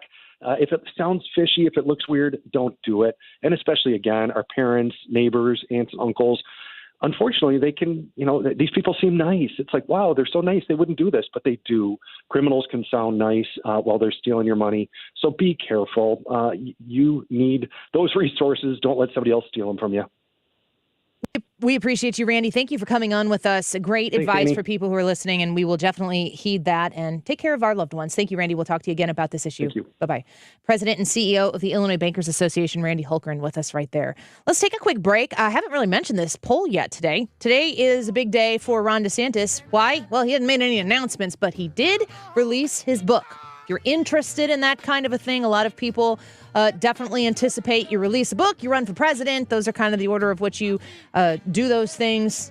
Brad has made a very, very interesting assessment about Ron DeSantis. The poll today is Ron DeSantis running for president, yes or no?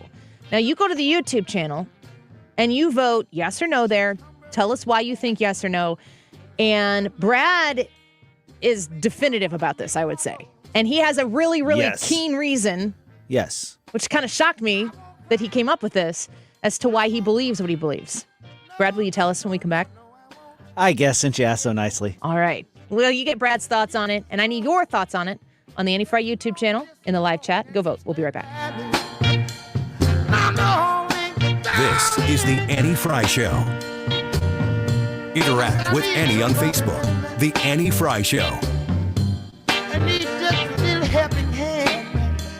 Need someone to come pick me up and let me stand by me. Come on now, babe. Michael's Flooring Outlet is a destination for shopping for flooring. And when you want to shop St. Louis, when you want to support your family-owned and operated business in St. Louis, and you've got flooring to purchase, Michael's is the place that you go. They have multiple locations for you to visit, conveniently located for you, near your home, near your work. If you are looking for flooring for your home, for your office, for your business, for your church, please consider shopping at Michael's Flooring Outlet before you make that ultimate decision. They have fast and convenient financing options for you, and they will help you get through that process and also pair great quality flooring with really, really great value. Walking through the process of purchasing flooring, looking for the brands that maybe you have researched that stand the test of time, like the Mohawk Smart Strand on the carpeting. If you were looking for a different kind of finish or a different kind of feel, or if you're not even 100% sure what it is that you need to purchase, but you know the kind of look that you want to have, they're going to tell you about all the different technologies in flooring that might help you serve that purpose so you can be an educated, confident, and satisfied buyer. At Michael's Flooring Outlet, every time. Find them online at igotfloored.com. Your retirement plan was solid. You'd sell your home and use all that hard-earned equity to live your dream. No one saw inflation hitting a 40-year high or the housing bubble that could crater your home's value. So what do? You can put your retirement plans on hold indefinitely or hope to sell your home before its value crashes and then find a new place to live. What if your best move is no move at all? TrueHold will buy your home today before values plunge. But here's what makes TrueHold unique. You can keep living in your home paying a comfortable rent. The cash is yours now for travel, retirement, invest it, pay off your bills, anything.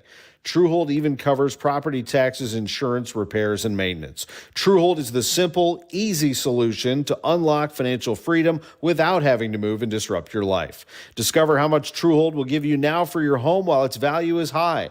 Call 1-855-300-9993, 855-300-9993, or visit TrueHold.com. Hi, I'm Christina Straight, owner of Straight Realty. Did you know that you can list your home with a full-service real estate brokerage for only 4%? Straight Realty is licensed in Missouri, and we would love to talk to you about a winning strategy to get your home sold while saving you money. Call us at 314-441-4444, 314-441-all-4s. Call us at 314-441-4444. Why pay more than four? Kansas City Steak Company, another AmericanEagle.com success story. Started in 1932 as a family-owned butcher shop, today they're a leading distributor of superior all-American steaks delivered right to your door, ready for the grill and your taste buds. When it came to their website, an average site wouldn't do. They chose AmericanEagle.com to take their website to the next level. With a dramatic increase in competition and a softening market demand, they had two challenges: improve their brand presence and message and produce a positive return. AmericanEagle.com got to work and executed usability studies and detailed audits of site experience, digital assets, and marketing. The result? An integrated digital marketing and customer experience plan, organic traffic increase of 20%, and a long-term roadmap for success. If you love great steaks, go to kansascitysteaks.com for website design, development, and online solutions that bring efficiency and results. Visit AmericanEagle.com. If you need a results-driven website, call the team at AmericanEagle.com at 877-WEBNOW1. That's 877-WEBNOW1. You're listening to the Annie Frey Show live from the Air Comfort Service Heating, Cooling, and Insulation Studio. Bundle up and save 20% on new HVAC system and attic insulation. To make your home more energy efficient and to get into your comfort zone, visit aircomfortservice.com.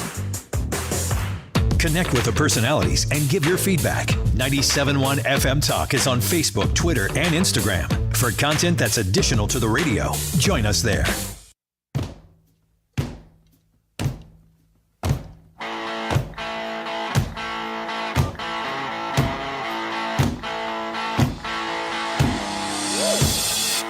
The Annie Frey Show is streaming online. Watch us live on YouTube and subscribe.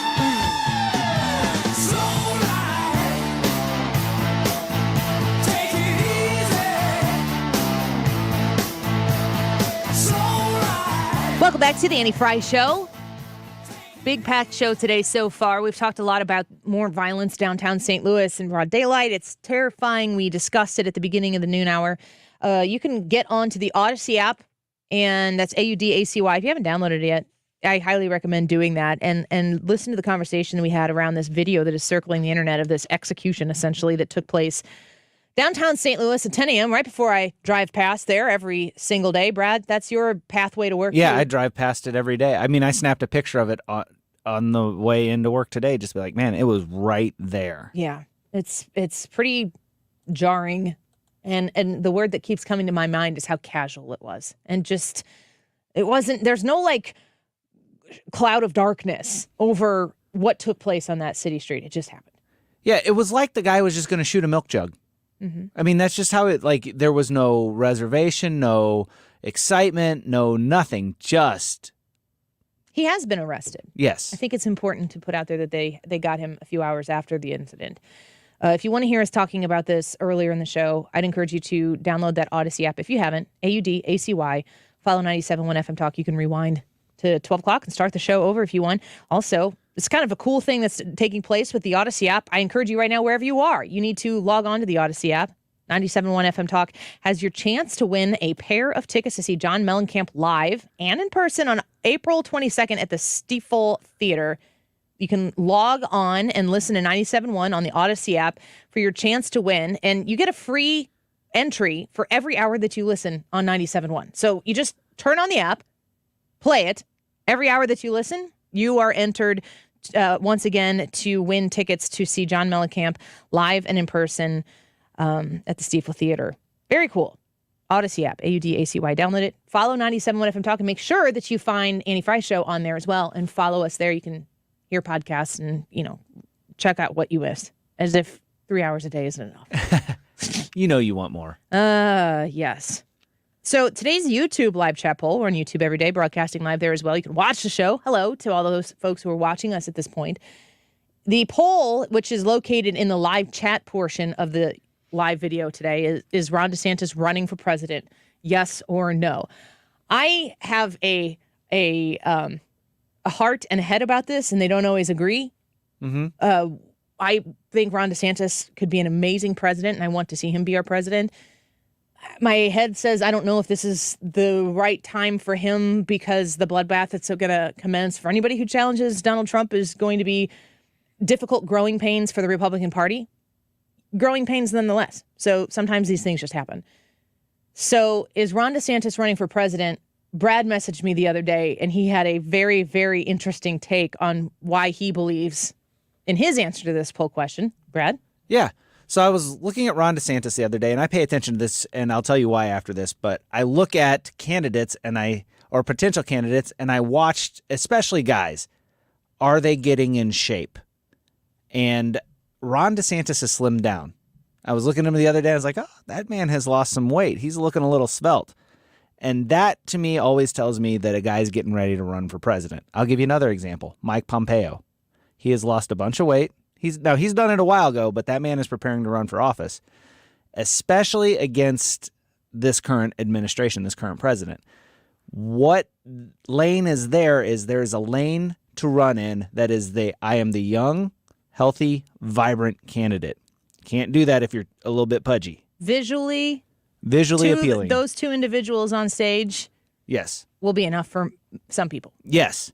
And then they open their mouths. Yeah. And that's when the real important stuff comes out.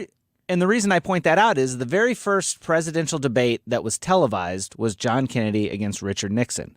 And they ran a poll after the debate to see who the audience thought won the debate. The people that watched the debate on TV said John Kennedy won the debate. The people that listened on radio said Nixon won the debate.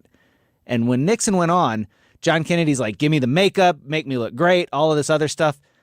Nixon had like a 5 o'clock shadow, was looking a little rough, and he went out there, and the perception that people saw, because visually how you look makes a difference. Yeah. The perception that people saw swayed them to agree with John Kennedy more. And that was kind of John Kennedy's thing, too. He was the young, handsome man. Sure.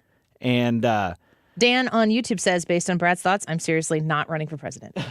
Oh, don't sell yourself short, Dan, you can run against this guy. Drop a few pounds, shave. How do you know he slather on needs to some drop makeup? a few pounds? I don't know. He might look fantastic. Maybe he does, but if he then why would he say he's not?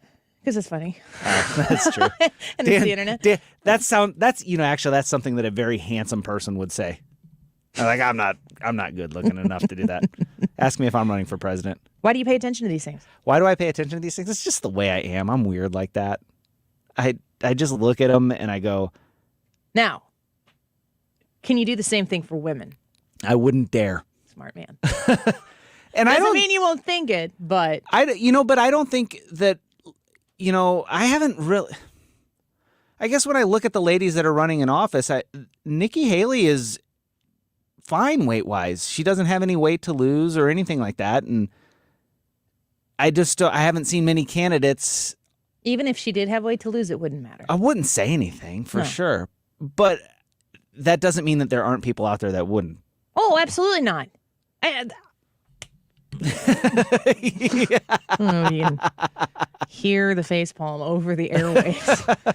Yeah, people are going to say that type of stuff for any female, Republican or Democrat. It's this.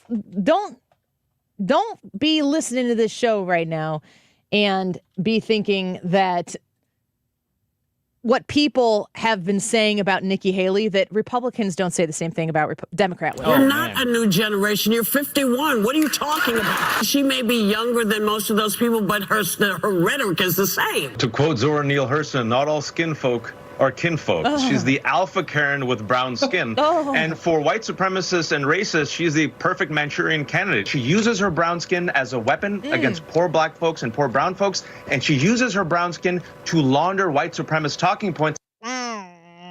It's so bad. It's so bad. It did. I mean, imagine saying that.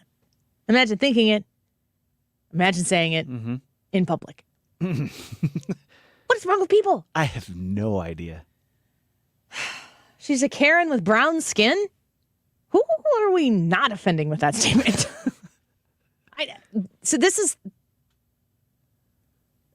Have they said this stuff about Vivek Ramaswamy? No, I haven't heard that. Why not? I don't know why they wouldn't do that. I'm waiting for it. They but attacked Tim Scott for his skin color. Maybe they don't see Vivek as a big enough threat yet. Viable candidate? Yeah. You said yet. Do you? I think that he can make some noise. I really do. He's saying a lot of the right things. He's pushing a lot of the right, I think he wants to be in the items. cabinet somewhere. I don't know if this is the way to go about it, but I like him. I like to listen to what he has to say. I don't know that I like him for president of the United States, but the more the merrier. Everybody get in. The more the merrier. The more people who are in the primary, honestly, the better for Donald Trump. Because if there's an anti-Trump vote, those people are either going to have to coalesce around one person. It never works that way. Or they're going to have to. Trump's gonna get the Trump vote, which is what, 40%? Yeah, at least Guaranteed 40% of the Republican Party. Yeah. I forget who I was talking to. They were talking about him. He's got like a 40% floor, but like a 43% ceiling. He's got the highest upside. Donald Trump becoming the president of the United States for Republicans and conservative values on policy and on effectively doing the things that need to be done to give the American government back to the people. He's got the highest upside. Oh, yeah. By far the worst downside. Oh, my gosh. There's I'm trying to think before I say this. I don't know. There's nobody in the race. There's nobody who is seriously talking about getting in the race. What's John Kasich doing these days? Do you remember his karate chop hands at the debates? There is somebody, he'd have his hands extended out in front of him, and his hand would be like, imagine you're giving someone a high five. I mean, nobody gives a high five with their fingers open, right? It's always fingers together. Knife hand. Yeah, and it's straight out, like a karate chop. And he would do this up and down motion to make his points. You know how Nancy Pelosi, like the hand gestures are all over the place. It's very distracting. I think it's purposely distracting. But never directly at you. Huh. John Kasich was karate chop. And somebody, I'm going to find this in the next break because it just makes me laugh every time. Somebody took a video of him at the debates doing his karate chop hands and made it a Fruit Ninja video. Brilliant. And it was so funny. Why do I remember this? Stuff like that is what the internet is for. Yes. You say Ron DeSantis is running. He's definitely running. The only reason why I think he's not running is because I want him to run. If you could go back and pull a tape, and I wish I knew the day where I said on the air, I don't care who Joe Biden picks for vice president, just not Kamala Harris. She's the worst. I can't stand her. I can't stomach all of the Kamala Harris-ness that will come along with that. Don't pick Kamala Harris. Who's he pick? Kamala Harris. Oh. And I said to myself, it's a theology of glory scenario, talking to you, Dad. I manifested that into existence. It's my fault, which is just an incredibly egotistical thing to think. I have that kind of power. Do you think it's good for the country if Ron DeSantis runs? If he runs and wins, yes. What if he doesn't? If he runs and loses, that's very bad for Florida because he won't be the governor of Florida if he runs. Does he have to step down? I think he does. I could be wrong, and I'll fact check myself in the break, but I feel like I read somewhere that he would have to step down unless they pass something differently. How does the Republican Party... I was going to word that like this. I'm going to say it out loud, and then I'm going to tell you why I just laughed at myself. How does the Republican Party beat Donald Trump in the primary? And that's the problem that everybody thinks is happening. You know, there's a lot of talk out there about connecting Ron DeSantis with Paul Ryan, because if Paul Ryan's interests intersect in any way with Ron DeSantis' interests, then Ron DeSantis should be persona non grata. That's ridiculous. I am not a Paul Ryan fan. I think Paul Ryan is an elitist, big government kind of guy. I don't know that he has been on the right side of the people. So I concede, if it's mine to concede even, that I don't know that Paul Ryan gets the American individual. Donald Trump does. Even though Donald Trump has never lived a day like I live in suburban smack dab middle of the country. Mm-hmm.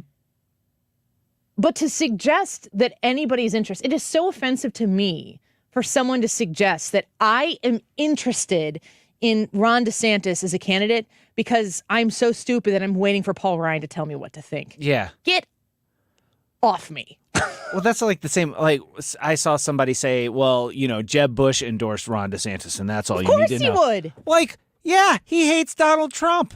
Of course Jeb Bush is going to endorse the guy that he thinks can beat him. Florida. And Florida is kicking some major tail right now when it comes to conservative principles.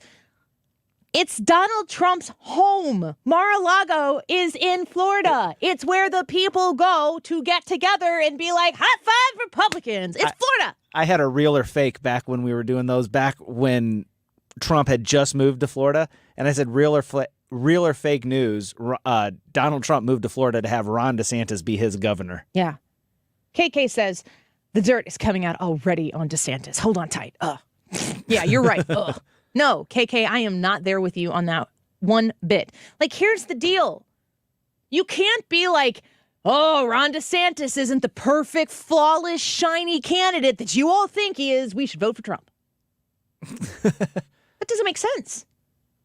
Yeah, what kind of flaws? I think they're trying to link him to be an establishment candidate. Yes. He's part of the establishment. He's part of the swamp. And the problem with that is, until Ron DeSantis, to me, Ron DeSantis is being compelled to run for president. Mm-hmm. He's being begged to by a lot of people in the country.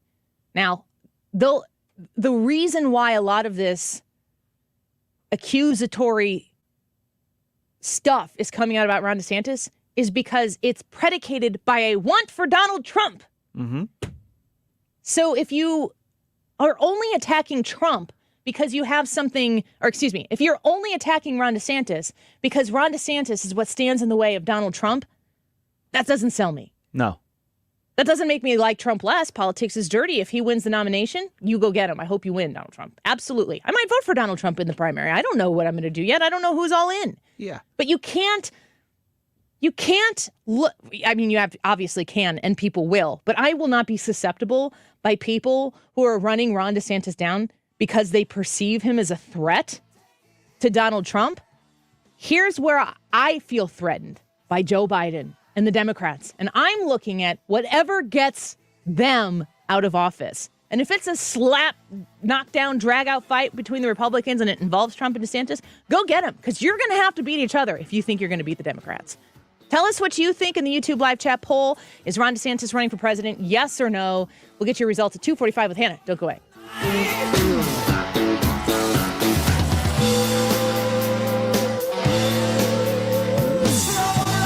Did you know the IRS is a super creditor? Hi, I'm Lance Drury with the Lance Drury Law Firm. The IRS is the only creditor that can create a bill for you without your permission, then drop the hammer and aggressively collect it by wiping out your bank account, seizing your assets, and levying your wages.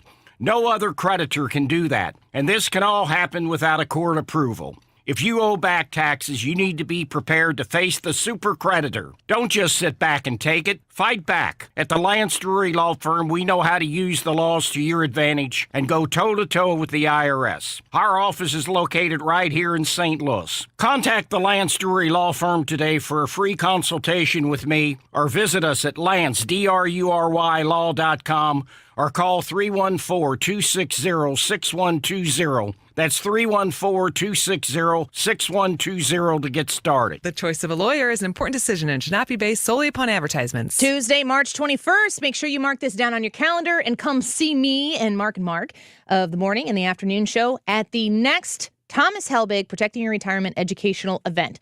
Tuesday, March 21st. The event starts at 6:30 p.m. at the beautiful Frontenac Hilton. I'm going to get there at 6, and I'm going to spend as much time as I can between 6 and 6:30 meeting as many of you as possible. Now, you got to get your spot reserved. Bring a friend, bring your significant other, bring a parent or a sister, whatever, and join us. It's free. There's no reason, unless you got something else booked that day, rearrange your schedule so you can be there on Tuesday, March 21st, for you not to come listen to what Thomas Helbig is going to have to say for you. The Retirement Advisory Group helps people who are in their mid-50s, approaching 60, in their 60s, get ready for retirement. You're saving right now. You need to shift to preserving those assets. Thomas Helbig is going to tell you how he helps you do that, all at once in a room with people just like you who are like-minded and want to do what's best for yourself. 314-993-9494. Reserve your seat at 314-993-9494, retirementkey.com. If you own a small business, you know the value of time. GetRefunds.com does too. That's why they've made it easy, no matter how busy you are, to apply for the Employee Retention Credit, or ERC. Go to Refunds.com to get started, and in less than 8 minutes, see if your business qualifies for ERC assistance. Your business may be eligible for a payroll tax refund of up to $26,000 per employee kept on payroll during COVID-19. GetRefunds.com has already helped clients claim over $3 billion in payroll tax refunds through the ERC, and they may be able to help your business too. There's no upfront charge either. They don't get paid until your business gets its refund. Many businesses believe they won't qualify based on incomplete or outdated information. So don't let this opportunity pass you by, because this payroll tax refund is only available for a limited time. Go to GetRefunds.com. That's GetRefunds.com. KFTK FM Florissant. From the Under Law Injury Lawyers, GetJim.com studio. 97.1 FM Talk. Always live on the free Odyssey app. Enough fentanyl to kill 50 million Americans. Lisa Brady, Fox News. In the third major bust in just 2 weeks, San Diego Border Patrol arresting 3 smugglers and seizing more than 200 pounds of fentanyl. In just the last 4 months alone, sources tell me Border Patrol has already seized more than 800 pounds of fentanyl between ports of entry. And on the other side of the coin, CBP has already seized a staggering 12,000 pounds of fentanyl at ports of entry at the border. Fox's Bill Malugin, Michigan mom Rebecca Kiesling, who lost 2 sons to fentanyl-laced pills, ripping into lawmakers during a House hearing on border security. You talk about welcoming those crossing our border, seeking protection. You're welcoming drug dealers across our border.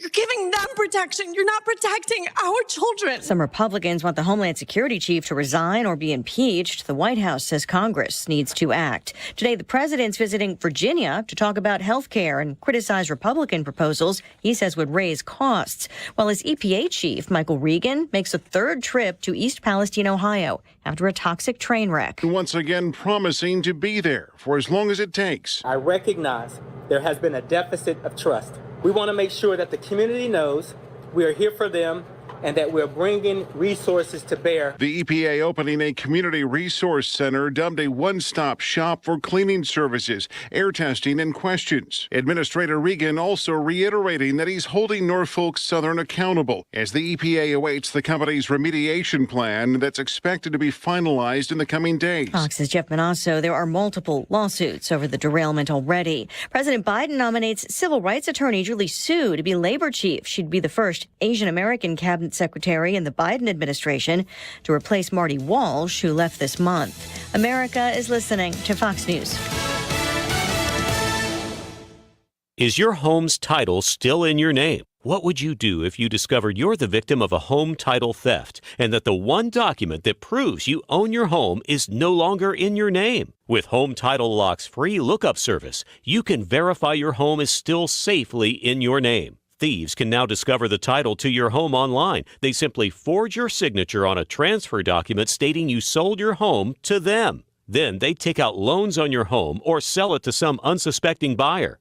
Homeowners insurance and common identity theft programs do not protect you. Home Title Lock does. Home Title Lock puts a virtual shield around your home's title to help keep criminals away. First things first, verify your home's title is still in your name with Home Title Lock's free lookup service. There's no obligation. It's absolutely free. Then register your address for 30 free days of protection. Visit HometitleLock.com/free. HometitleLock.com/free.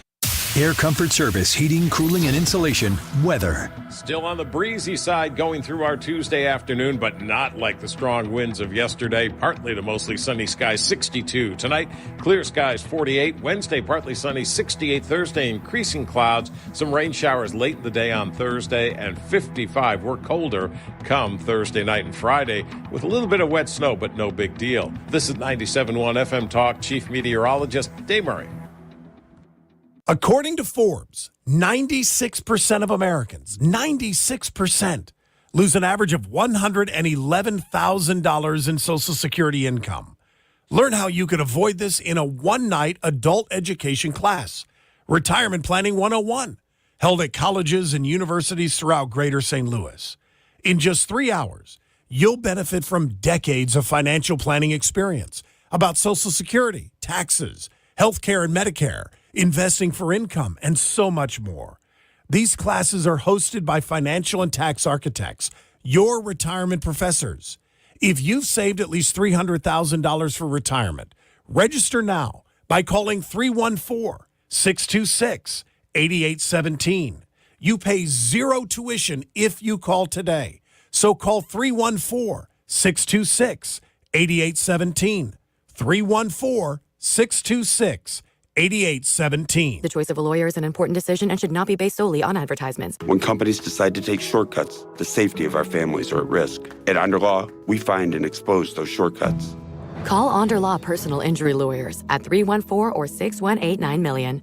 With inflation on the rise, you may be charging more to your credit card. But be careful. That increased debt can cause your credit score to suffer. Don't get stuck with a low credit score and a mountain of high-interest credit card debt. Call Golden Oak Lending now. Refinance with our low rates to wipe out your high-interest credit card debt and put extra cash in your pocket. Call 314-567-GOLD. Golden Oak Lending cured my blues. NMLS 114937. I'm Brian Westbrook with Coalition Life. Over the past decade, Coalition Life has served thousands of women in crisis pregnancies, helping to save the lives of the children they carry. Help us build a better community while also reducing or completely eliminating your Missouri taxes with a 70% tax credit. A $1,000 donation today to help these women could cost you as little as $141 out of pocket. Learn more at coalitionlife.com, coalitionlife.com. Thank you. There are over 10,000 reasons why steel is not sold at Lowe's or the Home Depot. Find tools for the job site or your own backyard at over 10,000 authorized local steel dealers. Find yours at steelusa.com. Filtering the BS pushed by the mainstream media. St. Louis is home for conservative talk. 97.1 FM Talk. That is exactly what I needed to hear. Thank God someone here knows what they're talking about. That's us. That's right. Gotta love this American ride. All right, you need to take the time and get the full picture. Come on, turn the radio on. It's Saturday and I won't be long. Don't get me wrong. I love the ladies. I mean, they rev my engine, but they don't belong in the newsroom. It is Anchor Man, not Anchor Lady. What do you want from me? I'm not America's sweetheart. Goodness sake, kid. Keep your voice down. Your father's listening to the radio. I'm not America's sweetheart. This is the Annie Frey Show. Welcome back to the Annie Frey Show. We appreciate you being here today. The YouTube live chat poll is Ron DeSantis running for president, yes or no? You go to Annie Frey, the YouTube channel there. Subscribe if you don't mind while you're at it. And in the live chat portion of today's live broadcast, you will see where you can tell us if you think that he is or isn't running. And then in the comments, you tell us why you think that. And Hannah might feature your comment live on the air in the 2:45 segment. If you load up the Odyssey app, right now 97.1 FM Talk has a chance for you to win a pair of tickets to see John Mellencamp live and in person. Is there a difference? John Mellencamp live but not in person? It could be live video. Like on the TV? Wow. Yeah. Wouldn't that be a bummer? Hologram. Be anything. I won John Mellencamp live tickets, and then you go and it's just him on TV in a studio. Just a Zoom video. It's a satellite concert. Live and in person, April 22nd at the Stiefel Theater. Here's how you enter to win this contest. I don't know. I've been doing radio since 2006. I don't know if I've ever seen an easier way to get an entry for a contest. On the Odyssey app, AUDACY, you download it, you open it, you follow 97.1 FM Talk, and you can just listen to us live there. First of all, super handy. You can rewind even 24 hours in advance. But secondly, for every hour that you have us streaming on there, so just turn it on and let it play. For every hour that you're listening, you get an entry in to win these John Mellencamp tickets. So just turn on the radio and let it fly. And hopefully, an Annie Frey Show audience member wins these tickets. I hope you do. I'm cheering for you. Let's beat Mark Cox and Mark Reardon. That's what and Brian Kilmeade. Mostly Brian. Mm-hmm. Go get him.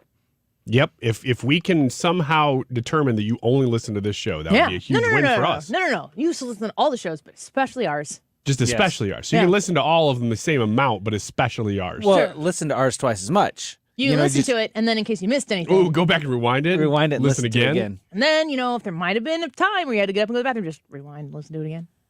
I got to tell you, I've done a lot of contests in my radio career. That is about as easy as it gets. This is so easy. You don't have to do anything. Just listen. And it's not John Mellencamp live. He's also in person. Yeah, he's going to be there in person. How much do you guys pay attention to money? And by money, I mean like physically looking at the money that you do or don't spend. I would say there was a time in which I was drawing on money, which is illegal. Yeah, it's obvious.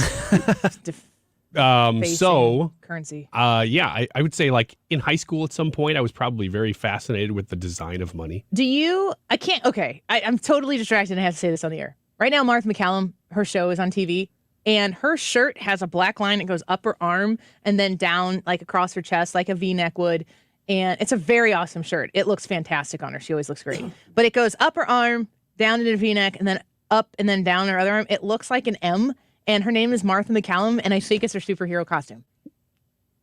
I can't argue with that. I would love it if I were in distress and Martha McCallum came to save the day. Yeah, from the sky. It just lands. It's a great shirt. Landing. It's not a silly shirt. Like, No. I'm not insulting it. She looks fantastic, but she also looks like she is ready to take care of business and save people from trouble. What would her superpower be in that shirt, do you think? Because I have a very distinct idea of what it would be. Will you tell us?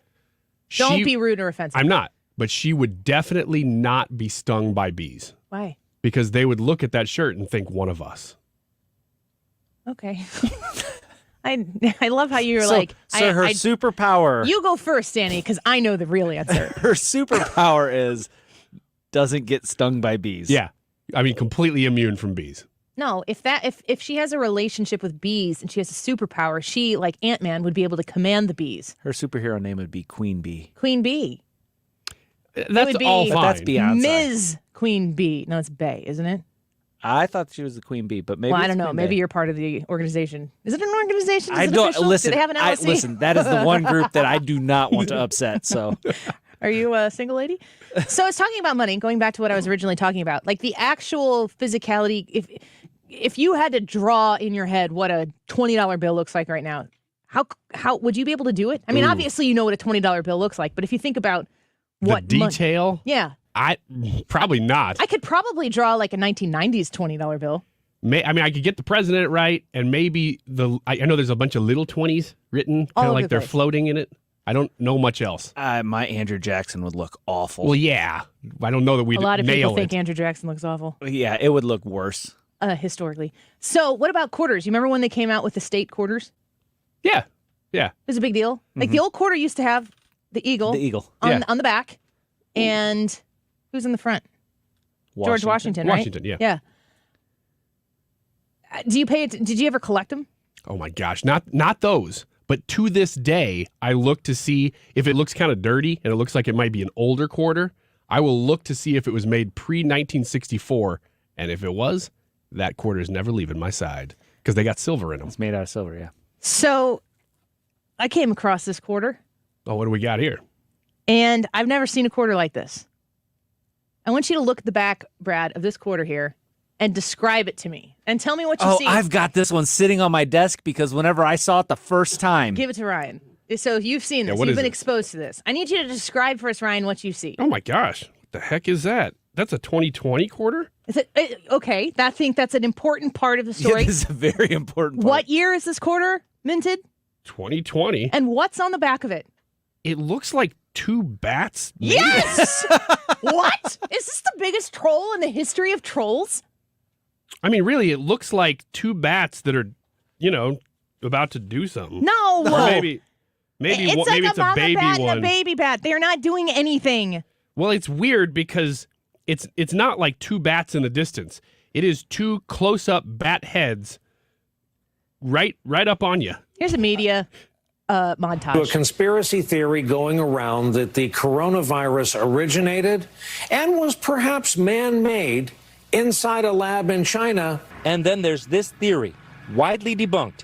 This paper from two Chinese researchers that says it is plausible that the virus leaked accidentally from one of two labs near the Wuhan seafood market. This question about the Wuhan lab, we know that it's been debunked that this virus was man-made or modified or anything like that. Just weeks ago, Dr. Anthony Fauci rejected the conspiracy that coronavirus was man-made in a lab in Wuhan, China. And yet this week, Donald Trump is still pushing the debunked bunkum. A lot of people on the right love that phrase, escape from the lab, because it sounds like something from a Marvel movie or a comic book. Both scientists and the U.S. intelligence community agree that this coronavirus was not man-made. That is not a possibility. There is also no reason to believe any of these conspiracy theories that it was leaked from the lab in Wuhan, whether intentionally or otherwise. Here's a story on Fox News from yesterday. COVID lab leak theory. Rand Paul says Biden should declassify documents after Energy Department reversal, as well as a lot of other people saying, so about the origins of COVID. There's a United States quarter from American Samoa that's got a bat on it. It was minted in 2020. I saw that and I'm like, come on. That was my what I saw that in 2020. I saw that and I was like, there's no way. There's no way. Wouldn't it be wild if there was other 2020 quarters with the Wuhan lab on them? And one with Fauci on the front. Yeah. Scooter says, LOL, I didn't think it was a real quarter. I thought it was a bit. Same thing. And I looked down, the quarter was sitting in my cup holder in my van. And when I got my Scooter's coffee this morning, I went to put it down, and here, I just set it down, and I just saw these two little bats staring at me. And I'm like, what the heck is that? That's not even, real money. What is going on? And I picked it up, and I was looking, I'm like, where is this even from? America, 2020! I couldn't believe it. I'm not saying people are getting this for them, but if you look that quarter up, people are saying they're worth $10. For real? That's what it says. I don't know if they're getting it. Yeah, that's right. Give me that quarter back. Yeah, there you go. I'm glad I saved the one at home. If it's worth $20 in 50 years, it's going to be worth, with inflation, $1,000. Or $5. Yeah, inflation's going to take it back to a quarter. Yeah. That theory, it's amazing watching people react to this report coming out online, because there are people like Nate Silver, who does 538 polling. He's been everybody's like, oh, don't listen to his polling. He's an Obama guy. He's very much a left guy. He is saying this is refreshingly honest to hear people actually saying the bad people thought the lab leak might be true. Therefore, as journalists, we couldn't be expected to actually evaluate the evidence for it. That's coming from Nate Silver. Yeah. The dude's not a Republican. Yeah, I saw that original tweet where the guy's like, well, the reason is because Trump was championing it. And so that's why we were hesitant to report on it. It's like, oh, great. Thanks for being honest. That's our media right there. Thank you. Thank you very much. Hold on, I'm taking a picture of this quarter so I can tweet it. Sell it. Sell it? See if you can get $10 for it. And then we can all go to Disney World. You got $10? I'll sell it to you for 12. Ooh, this sounds like a great deal. I'm an idiot. Come on, focus. Hannah clipped that. Just the idiot part. We don't need the rest. Is Ron DeSantis running, Ryan? Is Ron DeSantis running?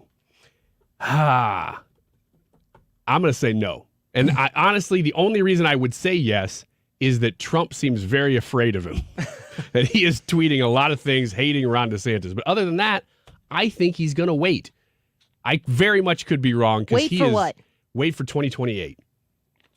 When the environment will be right for him, no matter what. You think?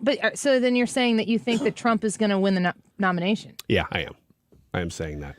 So do you think, so the argument is that Donald Trump is going to do such a great job that in 2028, the Republican candidate will be a shoo-in? I don't know that that's the case or not. Because the last time Trump was president, after that 4 years, people were ready for not a Republican. Well, regardless, in 2028, it's either going to be, right now, it could be somebody else, obviously. But it looks like it'll either be Biden or Trump, in my opinion. Therefore, both of them will have termed out. Therefore, it's a good opportunity for I'm just playing the devil's advocate here. Sure. Because the argument you hear online is, okay, first Donald Trump runs and he wins, and then in 2028, then... It's just as easy.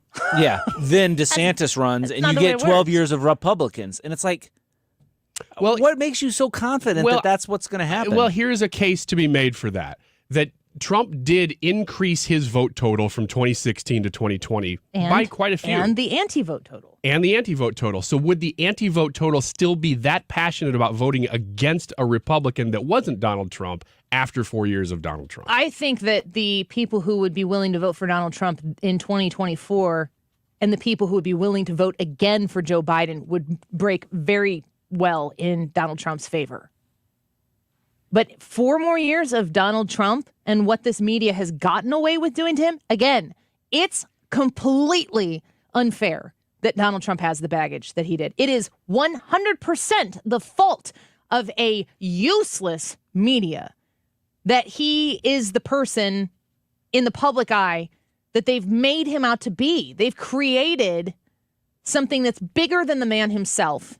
So much so that absent of being in office for these 2+ years, it's all they talk about. They're obsessed with him. TDS is very real, but I do want to say there is Trump derangement syndrome and there's Trump defense syndrome. If the first thing that you do is automatically blame Trump for everything, your coffee is cold. Well, God, Donald Trump, man. Can't get past him in the morning, can't get past him in the afternoon, can't get past him in the evening. He's everywhere all the time, making everything terrible. That's Trump derangement syndrome. But if you fall on the far other side, where Trump defense syndrome, which is you're willing to defend him at any corner for any particular reason, and it's Trump or die, I think that's a problem too. Because Donald Trump actually has an enormous amount of cred to offer the position. He has a great level of experience doing the job, knowing which corners that he needs to go to first immediately in a way that he certainly didn't at the beginning of his first term, because he was the non-government, non-politician candidate who went in there. That was part of his allure. It's important that we don't create in him a 100% villain and a 100% infallible hero, because nobody is like that. Well, one guy was. It's definitely not Donald Trump. It's not Ron DeSantis. It's not Joe Biden. It's not Gavin Newsom, not J.B. Pritzker. They're all fallible. They all have flaws. None of them are perfect. Nobody who's ever led this country has been.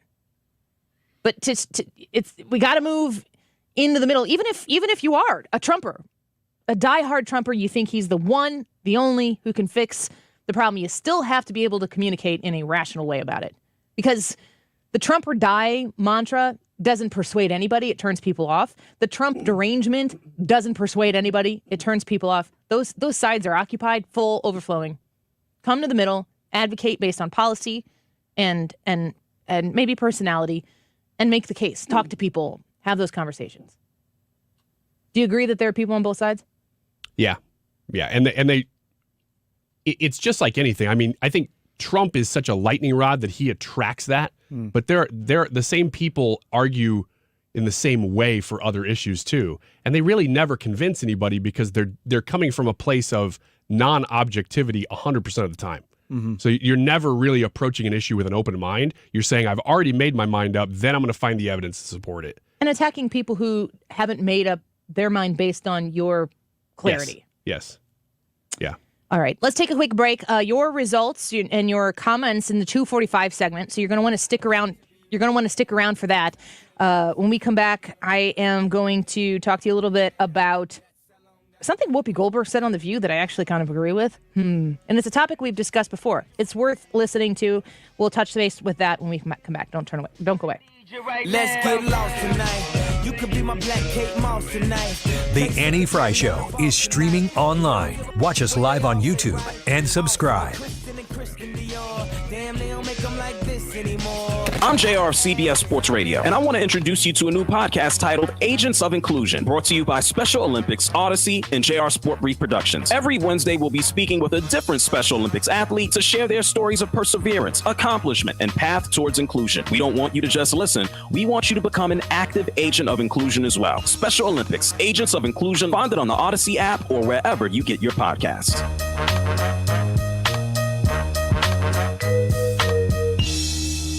So one of the things about hiring Jen Teskey with RE/MAX Alliance for your home sell or your home buy is you're going to kind of get this real estate agent for life before, during, after the sale. You're always going to be able to go back to Jen Teskey for that relationship that's going to help you with the next process, the next step in your life cycle. Maybe your sister or your friend needs to buy or sell a house. You will be compelled to recommend Jen Teskey because she's just that good. You want people to know her. Even if they're not going to work with her, she's just that type of person. Incredibly charismatic and straight to the point. She gives you that big sister treatment from the beginning to the end of the process of selling your home, of buying a home. What's that mean? She gives you honesty, integrity, transparency, so you can make the right decisions about a home purchase or the right decisions about listing your house for you and for your family. She's not afraid of telling you the truth, but she does it in a way that makes you trust her and feel like you're being cared for. That really matters in the home buying and home selling process. Jen Teskey with RE/MAX Alliance, 618-541-1010. Call her or text her at 618-541-1010. Mark Kotz here. Join me, Annie Frey, and Mark Reardon, along with Thomas Helbig and Bob Kershaw of the Retirement Advisory Group for the next Protecting Your Retirement educational event. It's Tuesday, March 21st at the Frontenac Hilton at 6:30. Seats are limited, so go online to retirementkey.com. Here's Thomas with more. Are you nearing retirement retirement or already retired and sick of losing so much money in your retirement accounts? Did you know if you're 59 and a half or older, you can roll over your 401k tax-free and protect your nest egg from any more losses and still generate more income than most investment options? Would you like to know how linking to the market instead of owning the market is so much safer for your retirement nest egg? You'll get all the answers and more. If you're 59 and a half or older, you don't want to miss this event. Protect your retirement nest egg. Join the official financial advisors of my show, Thomas Helbig and Bob Kershaw, Tuesday, March 21st at the Frontenac Hilton at 6:30. Go online at retirementkey.com. That's retirementkey.com. If you own a home in St. Louis and you want to sell it as is without any inspections or the need to make any repairs, call Chris Buys Homes St. Louis.com at 314-782-8000 and get your cash offer without any obligation, commissions, banks, or headaches. Chris buys vacant homes, inherited homes, fixer-uppers, beautiful homes, even the tenant who won't pay the rent apartment. Google us. Chris Buys Homes in St. Louis and check out our best reviews from satisfied customers. When you sell to Chris, you decide when you want to move according to your schedule and your terms. Go to our website, chrisbuyshomes.louis.com, or call Chris at 314-782-8000. That's 314-782-8000 and get the offer you've been waiting for. 314-782-8000. You know, it's Lent, and we want you to come have a fish dinner with us on The Mark Reardon Show. Fish Fry Fridays start this week with the first one at St. Stephen Proto-Martyr Catholic Church. Come join us. The Mark Reardon Show, this week on 97.1 FM Talk.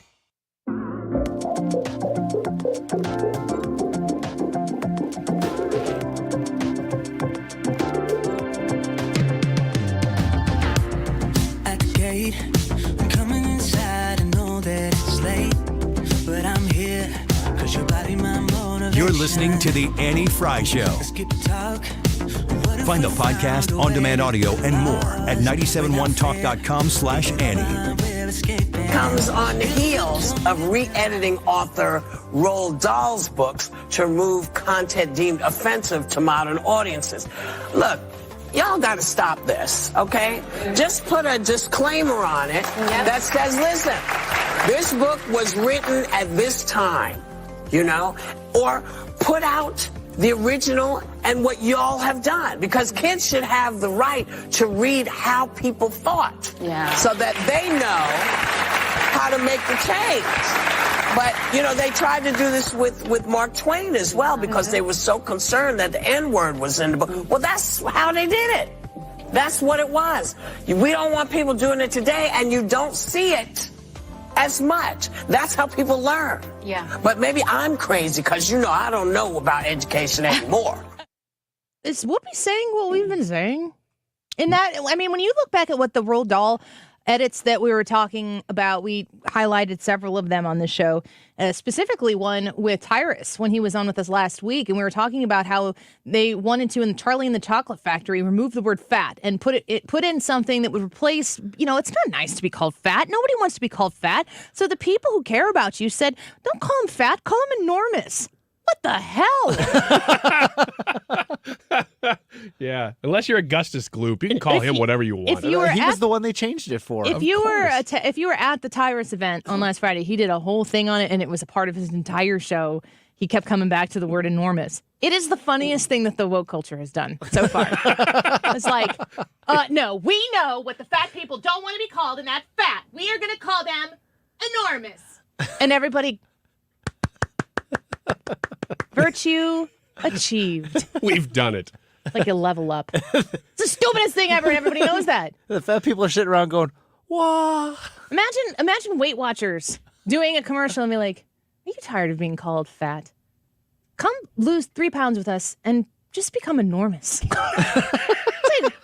It's just enormous is worse than fat. These people are fat shaming. No, they're enormous shaming. Or no, I don't even know. Which is it? Enormous. It's enormous. Stop enormous shaming. Crediting. There's fat shaming. There's enormous crediting. You are here on the psycho timeline. It's enormousism. Enormonism. Instead of fat, let's call him a pudgy greaseball.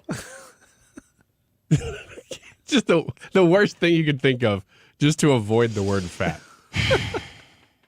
Whoopi says we don't need to edit these books. People need to know where we've been. Yeah. Hey, Whoopi. Welcome to the Annie Frey Show. She's completely right. Yes, it's amazing. It's amazing that is it honestly that we couldn't admit some of these things? The left can't admit it when it's Trump, but when it's Biden, it's like, you know what?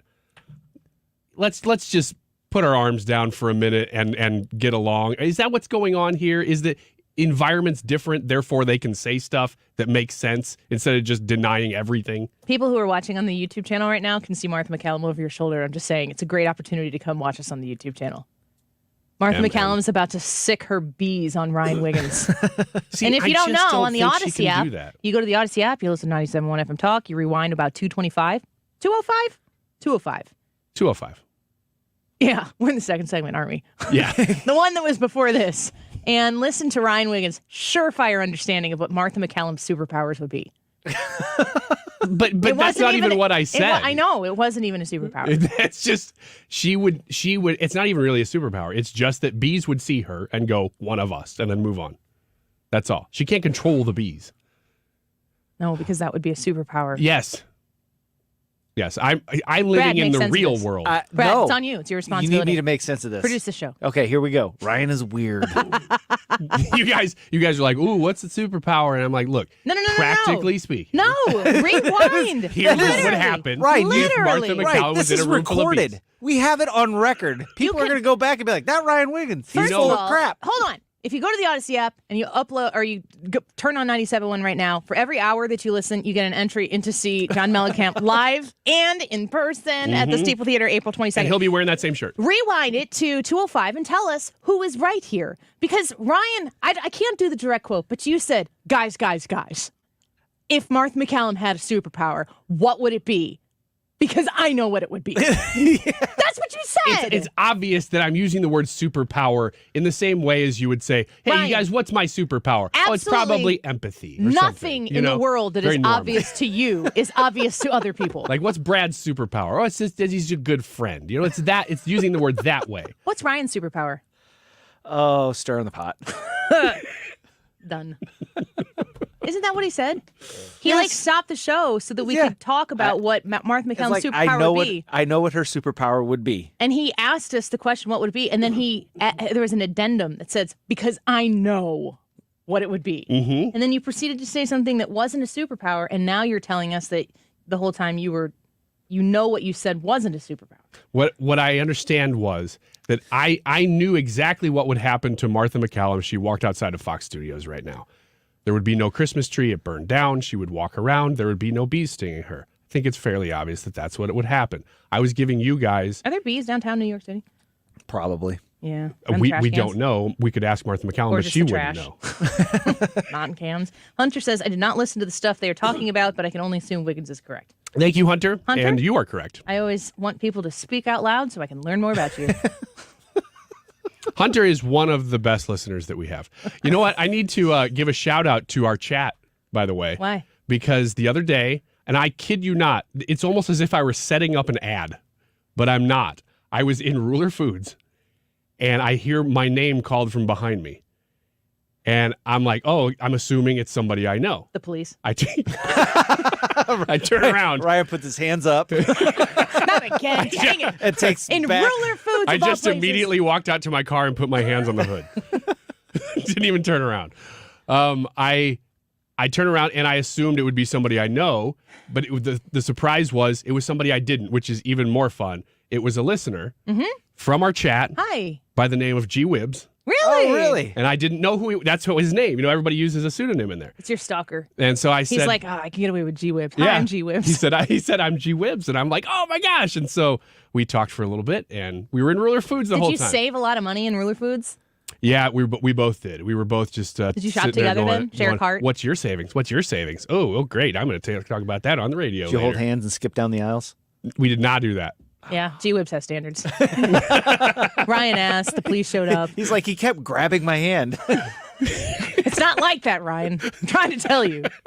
You know what? I did grab his hand because I wanted to shake his hand and say thanks. Did he want to shake yours? Not really. Did you shake hands? He did, reluctantly. Yeah, he was not happy that I was touching him. Oh. But but I do need to apologize to him for this. We walked up to, there was a couple different lanes open, and it was, I think it was a Sunday afternoon or a Saturday afternoon. It was fairly crowded. And so I walked up and stood in one line. He was already going to be in that line, but he decided to move over to make room for me. And then that line went way faster. So I apologize, G-Wibs. For being in a faster line? I took the line he was going to be in because we kind of walked up at the same time. And you didn't say, you first. Well, I actually said you first to the other line, assuming it would move faster. G-Wibs, you know what? You take that line. It's slower. Go ahead, man. Clearly, there's about 4 people and their carts are completely full. Why don't you go there, sir? So I said sorry on my way out. He just kind of waved at me like he understood, but I think I deeply offended him, and I'm surprised he's still here. Yeah, it's nice of him to come back. Yeah, it is. But he came back for the apology. There it is, G. Wibs. Does Whoopi make a bigger impact saying this on The View? I still stand by, if here's the real test. If The View came to me, which is not going to happen, to be like, Annie, we'd like for you to be our conservative whipping girl on the show. Would you be interested? No. I mean, unless I thought that it was a stepping stone in exposure, like some people get in a presidential race just to get their name and face out there. I don't understand. They're not casting a conservative voice. They're casting a villain. I wouldn't be interested in being the villain. I mean, for me, it would be such a huge career move. But the people who are actually on the level of being able to be a conservative voice on there, I don't understand why anyone does it. Because if I went on there, I think I would be so confrontational so quickly. They would never want that type of like the people who go there and espouse conservative ideals, they don't represent me. Mm-mm. They don't represent a huge portion of this country who live by different values, different values from different places. Their values come from different things. And it's fine if Joy Behar's come from where she comes from. It's fine if Whoopi's come from where she's coming from, or whoever else is on that show. Have differing opinions, have differing views, but they don't want somebody on there that represents Midwest suburban mom who is, I don't know, and I'm sure in their eyes, impossibly boring. And if I were to go on there and say something, this is not a controversial statement, except for right now it actually is. I think Ron DeSantis and Donald Trump would both make great presidents. And I hope that whichever one of those two wins the primary, I hope they defeat the Democrats. And I don't even know who the Democrat candidate needs to be. I'd vote for either one of them over it. Whoa, that was a little controversial. They would lose their mind because they said Trump, because they said anything that was positive about Trump. And then the rest of that existence, according to the people who are in that environment, is that I would be an evil person to them. But I'm not an evil person. I'm a sinner. I will openly and honestly admit that. Forgiven one, I might add. But the person who they would want to make me out to be, I'm pretty sure I'd be unfazed by it. They wouldn't want that. It would break their thing. It would break their mojo. Mm-hmm. Serious question. Would you have a strategy going in, if you were cast as the next conservative on The View, would you have a strategy going into the show, behind the scenes, on the show, whatever it is? Would you say, you know what, I'm going to be as combative as possible? No, I wouldn't. Or I'm going to try to make them They're friends? Combative. Whatever. The conservative who can go on there and allow them to be the nasty people who they can tend to be. And there are things about Whoopi Goldberg that I really like and appreciate. The way she presents herself on The View is very troublesome for me from time to time. What I choose to do is not partake. I don't care. She can be on The View. If her employers are okay with her presence and her points, she can be on there. If people don't like it and they stop watching, they might want to consider replacing her. But I have no interest in canceling Whoopi or Joy. I actually think those people should be out there because they show the other side. Mm-hmm. If I went in there, I would try to do what I do here, which is to bring as much calm, what I think is level-headed approach where I am assessing, because I think that what they're saying on the left, on The View, is important to be heard and responded to because they speak for people. And they are not the only people who think like that. The rage that they have towards Donald Trump is a real rage that exists in people all across this country. And I'm here to say, you don't really have to carry that burden with you. You don't really have to have this much rage. There are things in the world that are more important than that. And they would disagree with that. And that's fine. I'd be okay with it. And I think that the calm and I just don't think that that's what they want. They want a villain. And I would never sign up to be combative and argumentative because I think that they make the conservative case better than a conservative on there can make. Well, Annie, Brad, Hannah, and I have something to tell you. Okay. Did they call? You have made the show. You're the next conservative voice on The View. Don't wrap me into this. Yeah. I think it's funny that you think maybe I would believe that they told you first. It's no longer theoretical. You're going to do it tomorrow, starting tomorrow. Can you believe it? Annie Frey on The View. I'd really like to do Outnumbered one time. That would be cool. That would be cool. Outnumbered is The View on the other side. Outnumbered will have an occasional Democrat on, and I think that the Democrat is often put in that position to also kind of be the villain, the foil. I've never seen The View treat the Democrat on that couch the way The View treats the Republican at that table. Not a single time. Maybe I'm missing it. You really should be shooting for Outnumbered because it is way more people watching that show than The View. I like Gosh, it. I think it's a good show. I know people were. I think people were not high on it at first. They didn't understand it, but I think Fox did a good job with it. I appreciate it. Let's take a quick break. The YouTube live chat poll: is Ron DeSantis running for president? Yes or no? Go vote. Go to the Annie Frey YouTube channel and you vote right there in the live chat portion of it. And leave a comment and tell us as to why you're voting the way you did. Got a lot of people who have cast their vote already and not completely decisive yet on how this poll is going to go, but leaning heavily in one direction. Make sure your voice is heard. We'll get those results with Hannah when we come back. Don't go away.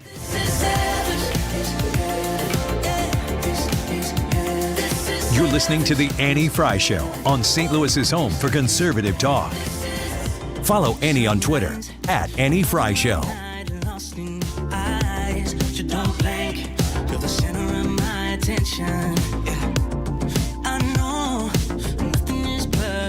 This is close, so don't go. Keep it coming in my direction. If you told me that my fate was on your fingertips, then I wouldn't believe. So we were just talking about Ruler Foods. Hi, G-Wibs. We're looking at you. Thank you for shopping at Ruler Foods. I bet that you saved some money while you were there. My family saves money every time we shop at Ruler Foods. And you haven't made the trip yet, you need to just do it. I promise you, you've passed them before. You haven't pulled the car into the parking space and walked in yet. Just go in one time. Don't even go in like for your big shopping trip. Just go in and pick something up for dinner that night or maybe for lunch this afternoon and see what the store is like. I was exposed to Ruler Foods for the first time inside when we did the diaper drive. And I was so impressed with the St. Charles location, how it was laid out, easy to shop. You might have seen the video of Ryan doing the speed shopping because you guys came out in full force and donated so much money to help feed people here right in St. Louis. Clean stores, well organized, easy to shop, and great savings. Ruler Foods is there to provide you the shopping experience that you didn't know was right around the corner. And they have locations all across the bi-state region. I like to shop in the Collinsville one. I assume that's probably the one that Ryan was in the other day. And when you are looking for the one that's closest to you, you go to rulerfoods.com and you put in the zip code there and you find that one that you can shop at. If you are looking to save money on your grocery bill with Ruler Foods. rulerfoods.com. If you need a new fence or deck, experience matters. At Chesterfield Fence and Deck, they've been at it since 1968. Mark Cox here. If you want the sign you have the very best, go to Chesterfield Fence and Deck. Visit their extensive showroom there in Chesterfield. They'll give you free in-home estimates, no obligation, even free project design. Their fences are made in the USA. They're wood, vinyl, or aluminum, even steel and chain link, and their decks are beautiful, natural cedar. Plus, they have that Vecadec vinyl decking, which is the strongest in the industry with no maintenance. They also do custom sunrooms and screen rooms and pergolas. You'll want to find out more about Chesterfield Fence and Deck. Go online today to chesterfieldfence.com. Mention Mark Cox, and you'll get a special discount for the month of February and March.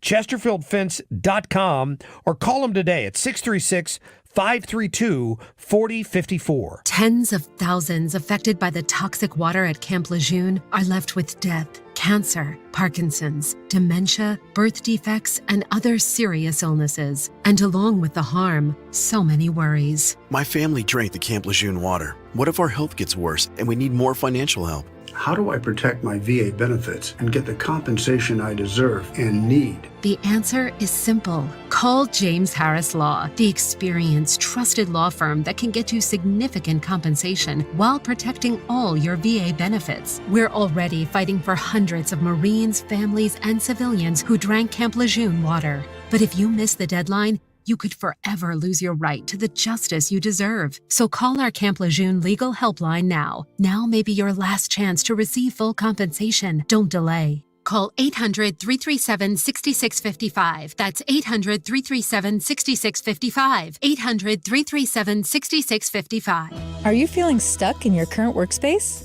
ThriveCo has the solution. Hi, I'm Kirsten Yezel, Community Manager at ThriveCo, a personalized co-working space with locations in Clayton and Chesterfield Valley. ThriveCo gives you access to a quiet, productive workspace, delicious coffee, and a vibrant community of freelancers and entrepreneurs. We're locally owned and growing.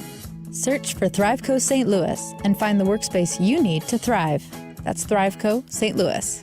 If you owe the IRS, you have a legal issue, and you need the Lance Drury Law Firm. We'll protect your rights. Log on at lancedrurylaw.com or call us toll-free at 888-367-6512. You're listening to the Annie Frey Show live from the Air Comfort Service Heating, Cooling, and Insulation Studio. Air Comfort Service is celebrating 54 years of residential and commercial service, maintenance, and installation of heating and cooling systems. Get in your comfort zone. Visit aircomfortservice.com. The Mark Reardon Show. It looks like that conspiracy theory, the COVID lab leak, might not be a conspiracy theory. Dr. Buzz Hollander weighs in Tuesday afternoon. Also, Ilya Shapiro on the Supreme Court case concerning student loans. Weekdays from 3 to 6. St. Louis's home for conservative talk.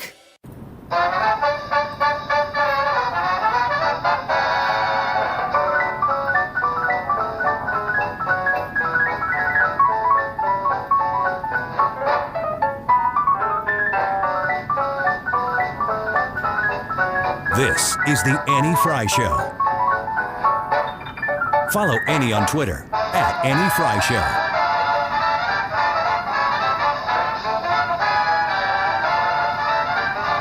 Are you just done? Are you winded? I finished. If I kept going, I wouldn't be able to talk, and people love when I talk. People love when you dance. Look at all the people vacating the YouTube live chat right now. Man, it went down. What's up with that? Just 3 people.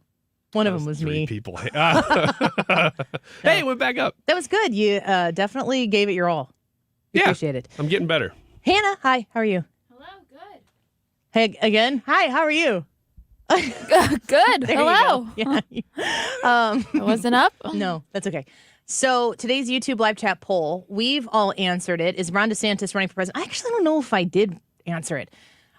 I think I'm a yes. I'm not a strong yes because I want him to, and I don't want to be disappointed, which is just kind of like a whole thing that I should probably talk to a therapist about. But I'm going to say yes in the poll. Brad, you said yes, and your definitive reason why? Is because he's slimming down. He's getting in shape. He's looking svelte. He's going to present himself as the fit, young, Brad finds him attractive. Candidate. I mean, he's a handsome man. Darn right he is. Have you seen him in his military uniform? Svelte before. Have you seen him in his dress whites? I have. So you seen get him it. outside of his dress whites? No, I haven't. Whoa. I haven't either. I was just wondering if you had. No. Brad was talking as if maybe he had. No, that's not at all what he was talking about. Oh, okay. I misinterpreted. My bad. Just gonna let so that he's hang. going to run for president because he's super hot, huh, Brad? You said no. Yeah, I said no. You vote really? I mean, that's what you said. That's I really, if I had to put, like somebody said, you have to put $100 down, I would still put it on no. Go back to the time where Ryan was the one who declared Ron DeSantis is coming out with a book he's running. Yeah. You said look, that. I'm right on the fence. So anything that comes along, a cool breeze comes along and it pushes me one way or the other. Okie dokie. Hannah, what's your response to this poll? I really want him to run, so I'm going to be optimistic and say that he's going to. You are. Yes. But you wanted to. Yes. Okay. I want him to, therefore he is. Yep. Before we get to some of your comments and to or get to the results, you can go to the Annie Frey YouTube channel right now and vote. We have broadcasting live on YouTube every day. Please go subscribe and check out the live chat poll. It's right there where you can vote yes or no. If you think he's running, you can leave a comment. Hannah's going to feature some of those. Wednesday at 12:25 on the Annie Frey Show, we are speaking with Andy McCarthy about those Supreme Court cases that are incredible cases that have to do with presidential power. Andy McCarthy at 12:25 on Wednesday is going to give us the update on where those are headed. So, Hannah, let's get to the poll today. Give us some of the comments, what people are saying and feeling about the Ron DeSantis question. All right. So the YouTube poll is asking, is Ron DeSantis running for president? Let's get to some comments. Let's get to the big three. Hey, do that again and Ryan, harmonize. Do it again. Do what? I don't know. Whatever you're doing. Let's get to the comments. Yeah, but you got to hold it. Let's just get to him. All right. Our friend Art says... That's a no. Yes, Ron DeSantis will run. Of course he is. He wouldn't commit to serving a full term as governor during the debates. I'm going to counterpoint that, Art, with any good politician would keep you asking the question. So even if he weren't running for president, why would he dispel the interest, the massive amount of interest and money that's being put and thrown his way?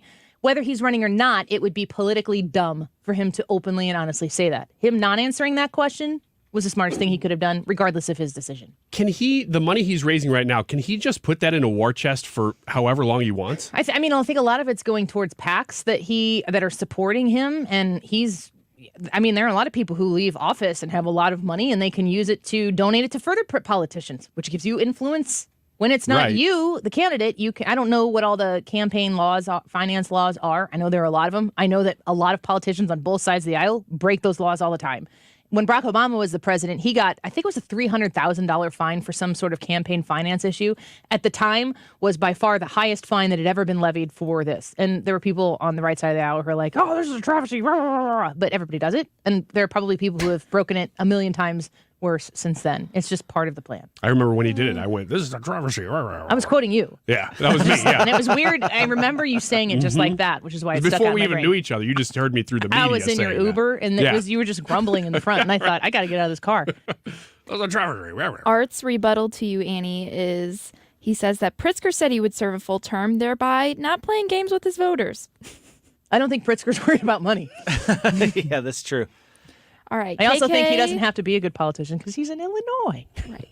KK says regarding to the poll that my gut says no, he will wait until 2028. The guy in the bunny suit said, I'm saying no, but this might be wishful What does he know about President Biden? What can you tell us? Yeah, seriously. I love when he comments. He says, I'm saying no, but that might be wishful thinking. He is at the point for me as the front runner of the 2028 campaign. Jackie S. says for the poll, she voted yes. I agree with Wiggins considering the book release. His book release? She agreed with me, even though I contradicted myself. So I'm kind of covered. Wiggins' former comment. Yeah. What's your book called? My book? The Life of Human? Life of Human. Yeah. I was thinking it was Almost Human. Are you running for president? Well, read the book. No, he's running for king of a different planet. The robots. It's all there in the book, you guys. Yeah. Johnny Curry from YouTube said DeSantis will wait for Trump to do another 4 years. Trump has too big of a lead right now. Oh my gosh, leads me nothing right now. Beetle Baby says now is not the time for DeSantis to run for president. Vice president, yes, but president not at this time. Sorry, Beetle. No, vice president would be such a waste of DeSantis. No, he can keep he can keep running up the scoreboard in Florida and giving us all, at least mentally, a place to flee to. Shu from YouTube says yes, but maybe not 2024. A lot of people are saying that throughout the comments that they think he'll run later on. Even if DeSantis doesn't run, isn't it good that he doesn't say? Because A, it raises his profile, and B, it takes a little bit of heat off of Trump if Trump does end up being the nominee. People are looking less at Trump and more at DeSantis. Well, that's because Trump keeps shouting things his direction. True. The unforced errors, in my opinion, of Donald Trump attacking DeSantis it's just beneath Trump. No, it's the worst thing about his campaign right now. But it's like, why? What are you doing? Yes, and you're not alone. People who support Trump agree with that. Mm-hmm.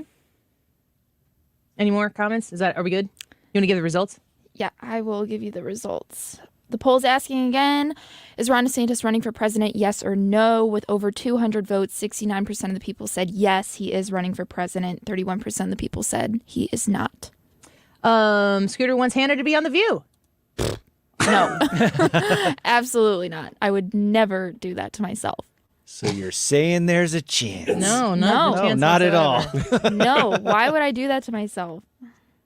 Never. Does it matter when it comes to, I mean, all of these shows that you see on TV, honestly on the news channels as well, I would say, let's list them. Brett Baer, news.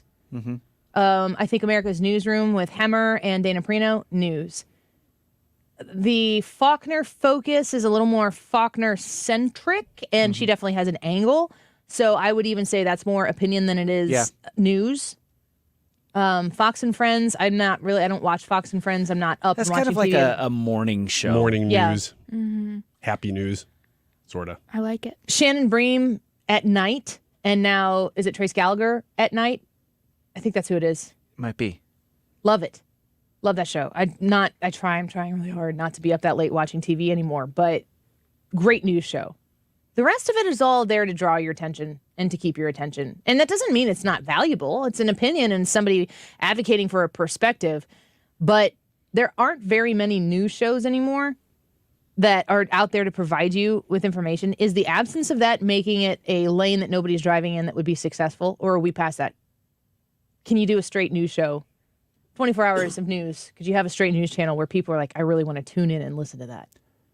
I don't know. I think there are organizations trying to do that. News Nation, Newsy is another one that's their angle, and they're there. But I don't know that they're making a big dent. I don't see that holds anybody for it. I mean, you can do them in the primetime slots. You know, when ABC runs ABC News and Brett Baer's on and stuff like that. That's when people tune in for news. Yeah.